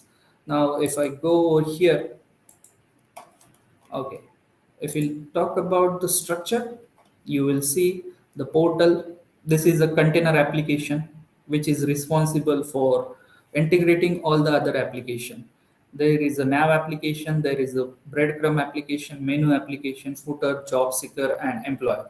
So let's go into the portal application first. So in that, what the first step, it is just a simple Angular application which I have created earlier, because it is going to take much time if I do it now to install and all that part. So I already have this application and I haven't done any extra things into it. I just create an Angular application.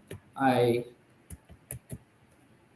go to this single spa site and just add a npm package ng add single spa Angular, whatever it is. If you are working with the React, you will get a different code, different package. If you are working with AngularJS, you will get different things. And what is going to happen if we add that package? That package is going to install that npm package. It is going to create the main single spa.cs file, then some other files as well, then uh, create an empty component, and it is going to define how the build and serve is going to be used with the single spark. So if we again come back to my portal screen, over here you will see the single spark script. I created this file. This is an application, or this is a JS, again a simple JS file where you will see the load application and some other methods are there.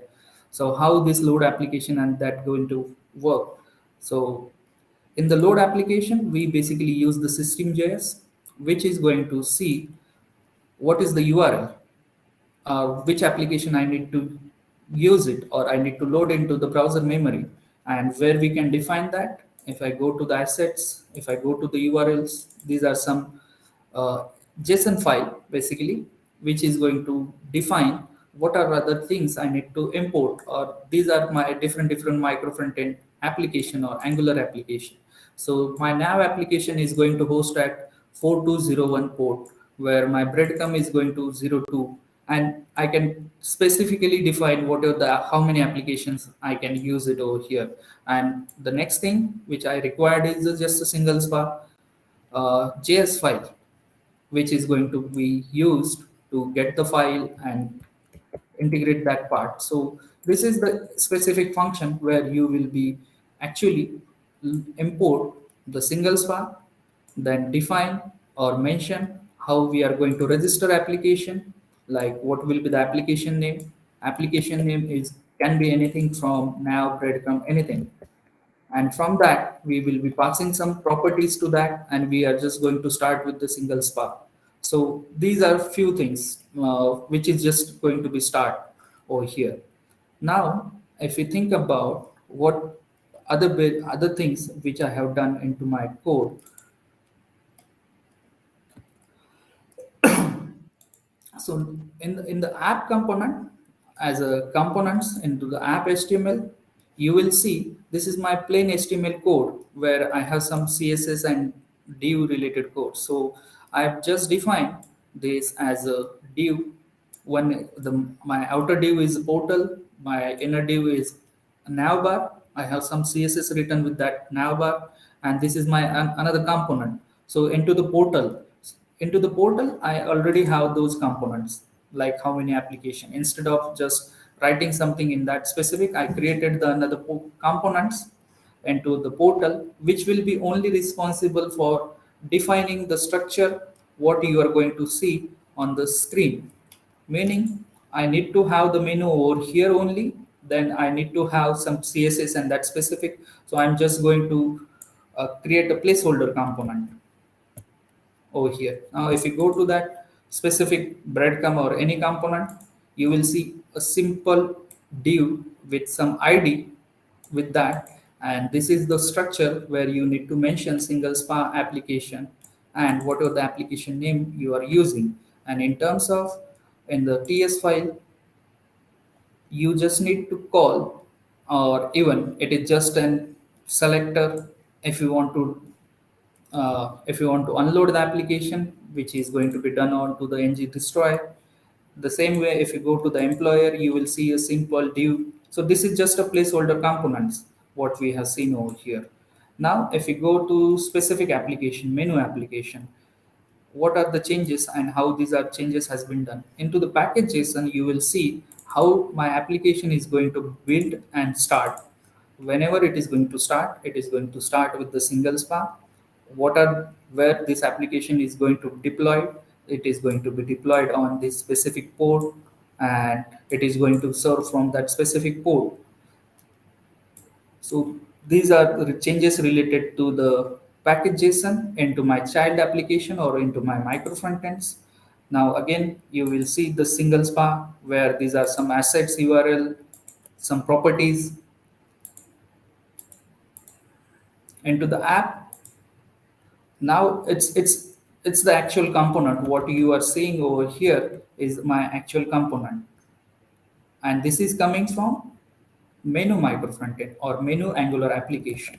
So over here I do return some anchor tags with some names, and on click of that specific anchor tag, I'm going to call some function into the TS file.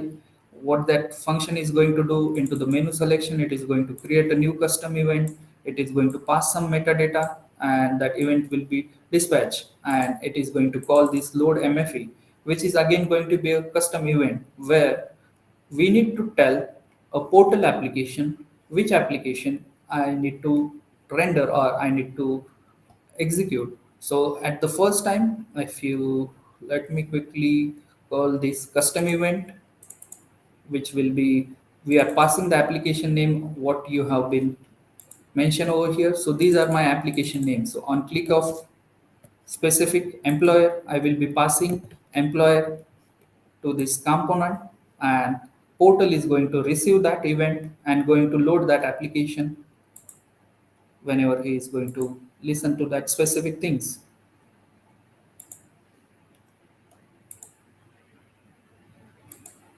Let me quickly show you. This is with the portal. Again, if you go open any other application, you will see a normal Angular applications, package related JSON, package JSON related changes. Then you are going to see some component over here into the app component. This is my actual implementation of that app component.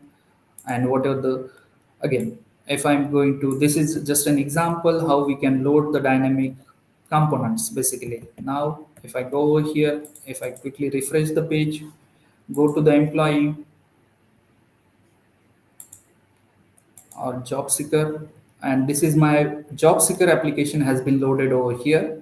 Now this is one horizontal form is my one component, and if I click on this submit, it opens the or loads this component dynamically. So whatever the functionality you have with your normal Angular application, React application, you can use those functionality as it is. It is micro frontend. It's just going to give you the flexibility how you are going to develop or design your page based on your business requirement. So it's not something I cannot use any functionality of Angular. Do I need to add anything extra? No. It is just use your existing technologies and make sure you are for customizing, composing your UI at the runtime. So if you think, take example of monolithic application. In monolithic, whatever the application, you need to have all these components and all that part is already in your application, and that single application will be deployed. But in this term, I don't require the employer for now because I don't, user doesn't want to see that. What user is required, the footer, breadcrumb and he is onto the job seeker page. When user is going to require the employer module, when user clicks on it, then we pass one custom event to the portal and say user wants to open this employer application. So employer application is going to be started by the single span and it will be loaded over here. Now, if we think about or just quickly have a look what has been present into the network tab.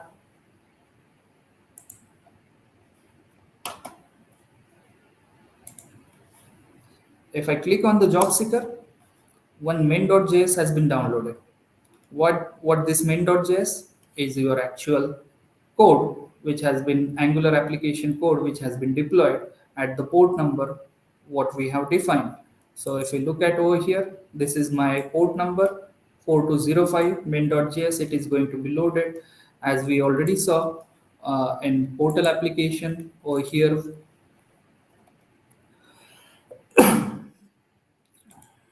Into the URLs, micro frontend, menu application is hosted or job seeker application is hosted on 4205, and that's what it has been loaded over here, and that's how it has been loaded into the application or into the URL page. I think that's enough for the demo. And before I'm done with that, I found this two sentences which is actually I'm where you can see taking a balanced decision is the secret of your application success. You can have arguments your whatever the teams and in between your team, like when to use micro front end, when to use microservices, why to use it.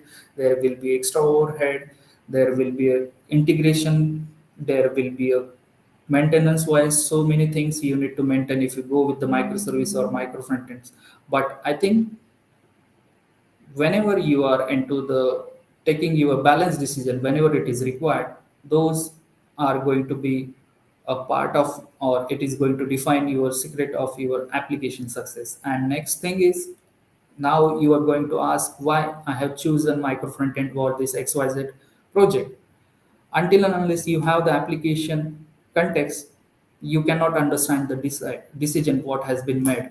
So those are two things which I would love to share that, and I think that's it from my side. Thank you guys, thank you for listening me, and thanks Krish for giving me this opportunity. Back to you. Thank you, Ravi. It was really nice, informative session, micro front-end architecture. So basically, Ravi, we have been working so far in microservices, and we saw micro front-end. So I just wanted to know, like, how this micro front-end architecture actually helps in performance is compared to the normal front-end technologies when it's used on a monolithic way. Mhm. Okay, so take example, you have a business or enterprise level application and you decided to build it with the Angular or React. So what you will be doing with that, you are going to write each and every component in your application. You are going to write all the UI forms and everything into a single application, and then you are going to build it, and that is going to increase your size based on how much code, how much components, how much different things you have used. So you, as an enterprise application, you might need to take 5 MB 10 MB of your bundle size or deployable release size, which will be going to download when you hit that specific URL in the browser. So until and unless, so it's again a lazy loading kind of stuff where you will see the entire application has been downloaded into the browser memory. And in terms of micro frontends, it gives us the flexibility, whatever the minimum required information or minimal required components you need to have on your screen, that is going to only load it. And whenever user required one specific model, he can go to the menu, just click on that menu, and it is going to be automatically going, not automatically, based on the code, it is going to be load that specific module. All right, cool. But then one more question on it. Like, we can have applications in Angular. We have application on React. We can have application on Vue, which are loaded on the component basis. So then, how the file loading actually works at the back of the application. So it has, for example, Node modules. There are multiple, these applications are using Node modules. So how they actually have them loaded on the application level. Okay. If you think about any technologies like which have definitely their own component libraries, packages, and all that part, but in the end, it is going to be a JS file which your browser is going to understand. Doesn't matter you develop an application in React or Angular. In the end, browser needs to understand that code, and that code browser is just going to understand your JavaScript code. So whatever you are going to build and deploy, the browser is going to download one specific file, and that specific file, JS file, is going to contain all the logic of your application. So it's again, browser doesn't going to care about which application you build on, like whether you have used React or that. Browser is just going to understand JS. I want JS, and I can run just JS code, and that's how the output of your any application, whether it's Angular or React, that's the buildable or deployable file you get it. And that's the main concept which micro frontends or single spark, which I have explained, is going to be, is already using that. In the end, it is just going to download. Think about a big file, JavaScript file of 5 or 10 MB, downloaded in the browser memory and executed whatever the code is required. And in terms of single span, they ask us to divide your 5 MB file into 500 KB, multiple 500 KBs. And whenever you require or user required, then download just only that JS file. So that's the, I would say. Okay, thank you, Ravi, for this explanation. It's time for question answer round. So I think there is one question for you, Ravi. Mhm. It is being asked by Mayur Mulay. So how this is deployed as a single SPA, or the MFES has to be deployed into a separate app service in case of Azure? Okay. So yeah, that's a really nice question. How it is going to deploy it? As I mentioned at the start of the single spa screen, where it is going to give us the flexibility. You can have your own Git repository. You can have your own build process, and then you can deploy it separately. In terms of, if we talk about the just Azure, and in Azure we just do require a CDN link or maybe a blob storage, basically, where you can deploy your JS or Angular or any front end related things. In the same way, you can think about having a portal, having just a blob storage one there, and in that specific blob storage you can create a multiple folders where based on the name of your micro frontends, and you can just put those JS files or whatever the required files in that specific, give access to the user when it is authenticated. So it's again how you deploy your Angular application. In the same way, you are going to deploy multiple applications. And single span is just going to be a communicator between how to load, register, and unload the application. All right. Okay. So I hope, Mayur, your question is answered already. Of course, if you have more questions, please feel free to put on the chat, and we'll be happy to answer it. And we have one more question, like from Pushpak. Can we use SSR on micro frontend? Yes, we can. We can use SSR on micro frontend, but again, I haven't tried that with the single span. We need to. There are other things as well, like client side and server side. All those things are already supported. Yes, we can, but I personally I don't have experience with. I haven't used. I'm using the micro frontend last 2 or 3 years into the production, along with the microservices. Okay, cool. Thanks, Ravi. I hope, Pushpak, your question is answered already. And if you have more questions, you can still shoot us, and we are happy to answer it more. And in the meantime, I have one more question just came in my mind, Ravi. So basically, how this URL formation would be working in terms of this micro front end architecture. So if I get it correctly, we would have multiple applications. So how this URL, because in browser, which application URL will be visible, or how does it work actually? Okay, that's a nice question. So, in my explanation, while I'm giving the presentation, I mentioned there are a couple of ways how you want to build your micro frontend. So, the first way is going to be the routing based or URL based, where you are going to hit some route or hit some URL, and then you will get some application on that specific URL. So, micro frontends give us the flexibility, um, where you can define that on the basis of specific URLs.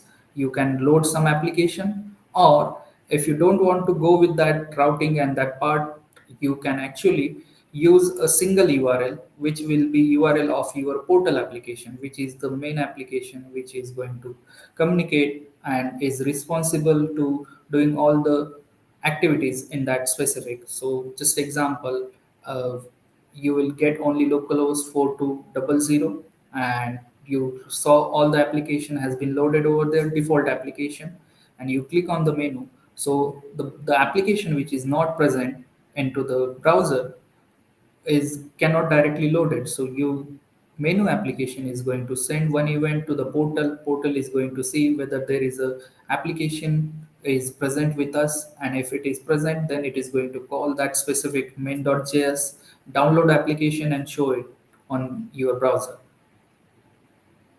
All And right. to answer your question, it is both ways. We can go with the URLs, or we can just go with the single URL as well. Okay, cool. And can you give us some insight in terms of the caching, the working nature of the caching in terms of this micro front end? Because multiple front end multiple front end applications are there, and then how the caching on the browser level would work in this case.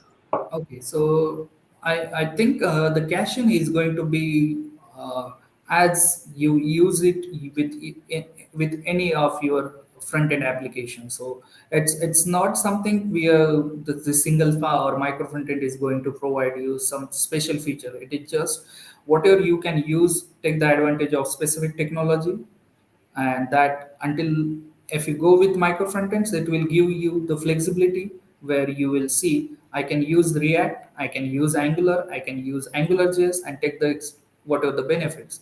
And to answer to specific about the caching, browser automatically supports or the caching until and unless you disable that specific cache. You do not want the cache data.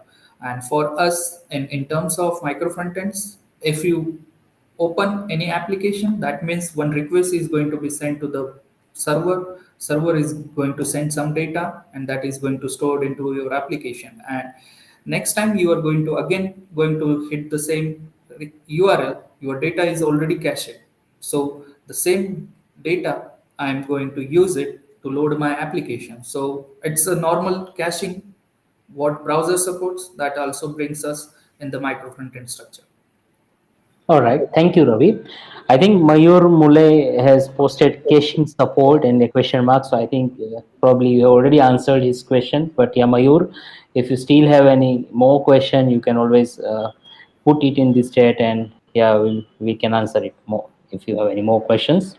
So I think Ravi, yeah, overall, yeah, it was nice talk, and it was really something new we learned in this micro front end architecture. And yeah, it was a nice talk overall. Thank you for the same. Thank you. And okay, guys, so we are almost end of the meetup. So any more questions from anyone? We are there to answer it, and we would be really happy to answer it. Bhushan, Amar, if you would like to share any insight of yours.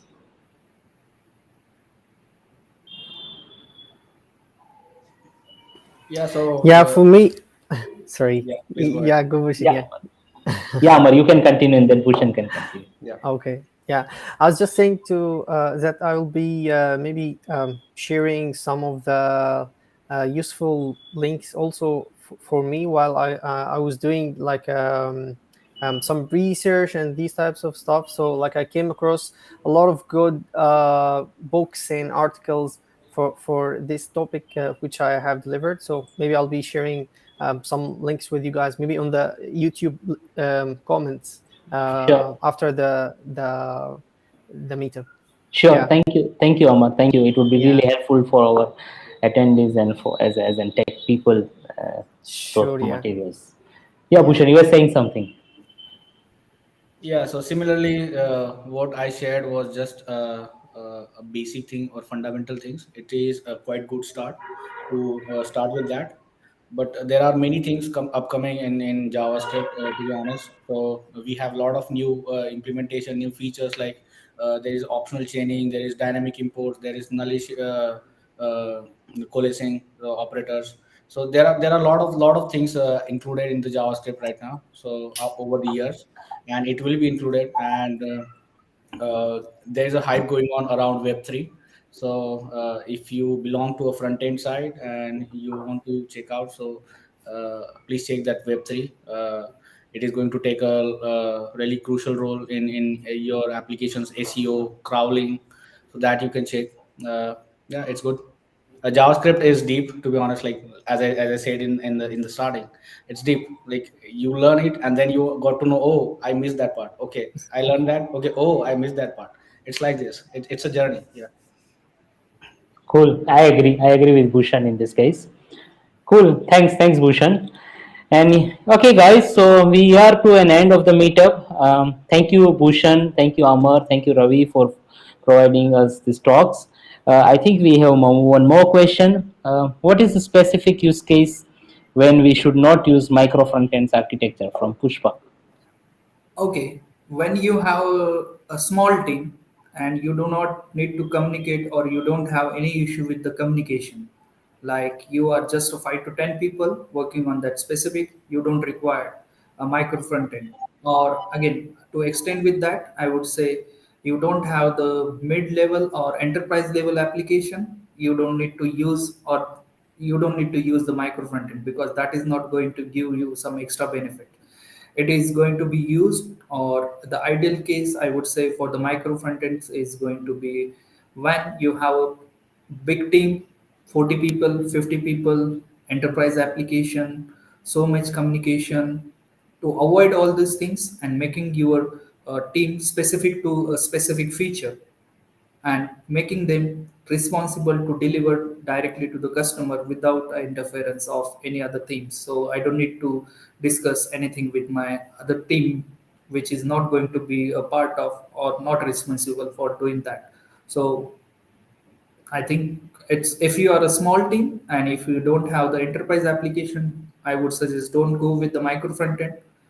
And if you are a mid or large scale application having more than 30, 40 people working on that, this is the ideal use case.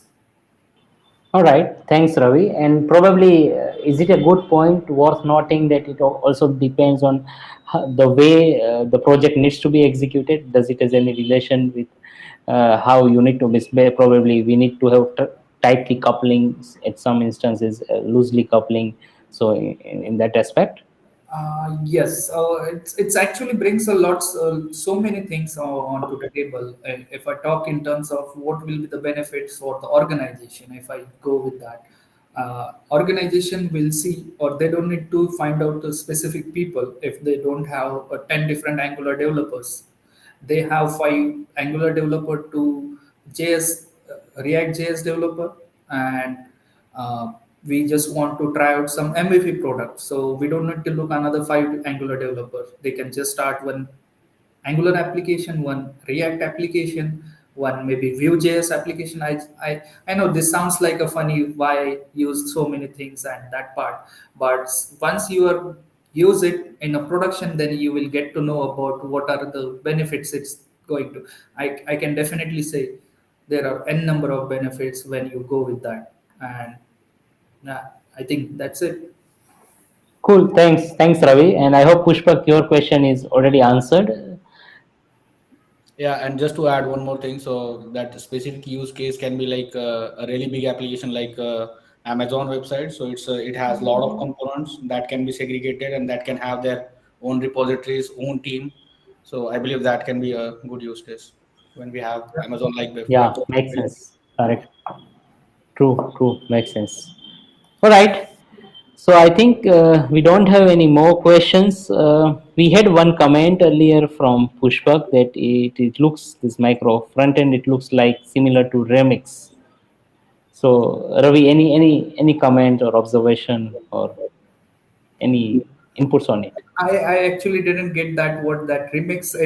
I wouldn't go with that remix word. I would say it's a taking a balanced decisions between when you require what need to be used. If you go into, if you want the specific use of Redux cache, that is a, or state management, just go with one that specific React application. So it's depend. It is not applicable to everyone. It is not, cannot be used or cannot bring benefits to the table when there is a small team and what I have explained. But in terms of big application, and that it definitely sounds like a remix, but it's have so many magic into that, and you will get to know about when you start actually using and running it into the production, I would say. Cool, cool. Thanks, thanks. Just to clarify more on Remix. So Remix is a new framework which was paid earlier and now it is open source. Free. So Yeah. Pushpa, I don't think so. It is same. It is it is a concept and that is a framework itself. So it's not related to like Yeah, Remix. Remix is can be compared to Next.js, I believe, in React. Yes. So Yeah. Yeah. it's like built for doing server-side rendering, static site Yeah. generation, these types of features. Yeah. Yeah. Yeah. So this is Perfect. completely separate framework which we can use. Yeah. That's what the micro front, as I can say, that's what micro front end is going to benefit. This Of Pushpak out of Remix. about the remix, and he Yeah. is going to. I don't know about the remix, so he's just going to build his application as a portal. I'm just going to integrate, and that's how versatile we can use it. True, indeed, indeed. All right. So I hope Pushpak, your questions are answered already, and we are closing this meetup for now. And thank you, Bhushan. Thank you, Ravi. Thank you, Amar, for coming on this meetup and speaking and talking on the topics and for sharing the knowledge with people. Appreciate your efforts. Thank you. I would like to thank our volunteers, Nishant and Akshay, for continuously volunteering this event and helping us at the back end. They were not visible on the front screen, but they were really putting efforts at the back end. So thank you, Nishant and Akshay.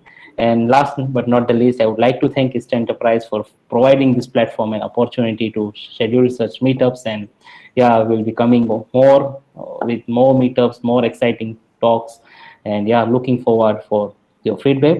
So I request everyone to provide us your feedback, as it is really important for us to grow in a better way, to plan more exciting talks and to come up with more better talks and for presentations. Thank you, everyone. Thank you for your time and have a nice evening. Thank you. Yeah, And thank we you. are, and before we end, I would like to do a short informational announcement. Let, as you know, we are doing a series of meetup. So we are planning to have our next meetup probably in the month of Feb. So if you have not subscribed to our channel, please stay tuned, stay subscribed to our channel, and you will be getting notifications whenever we schedule the next meetup. Till then, thank you for Yeah. your time. Have a nice day and nice evening. Thank you. Bye bye. Yeah. Bye.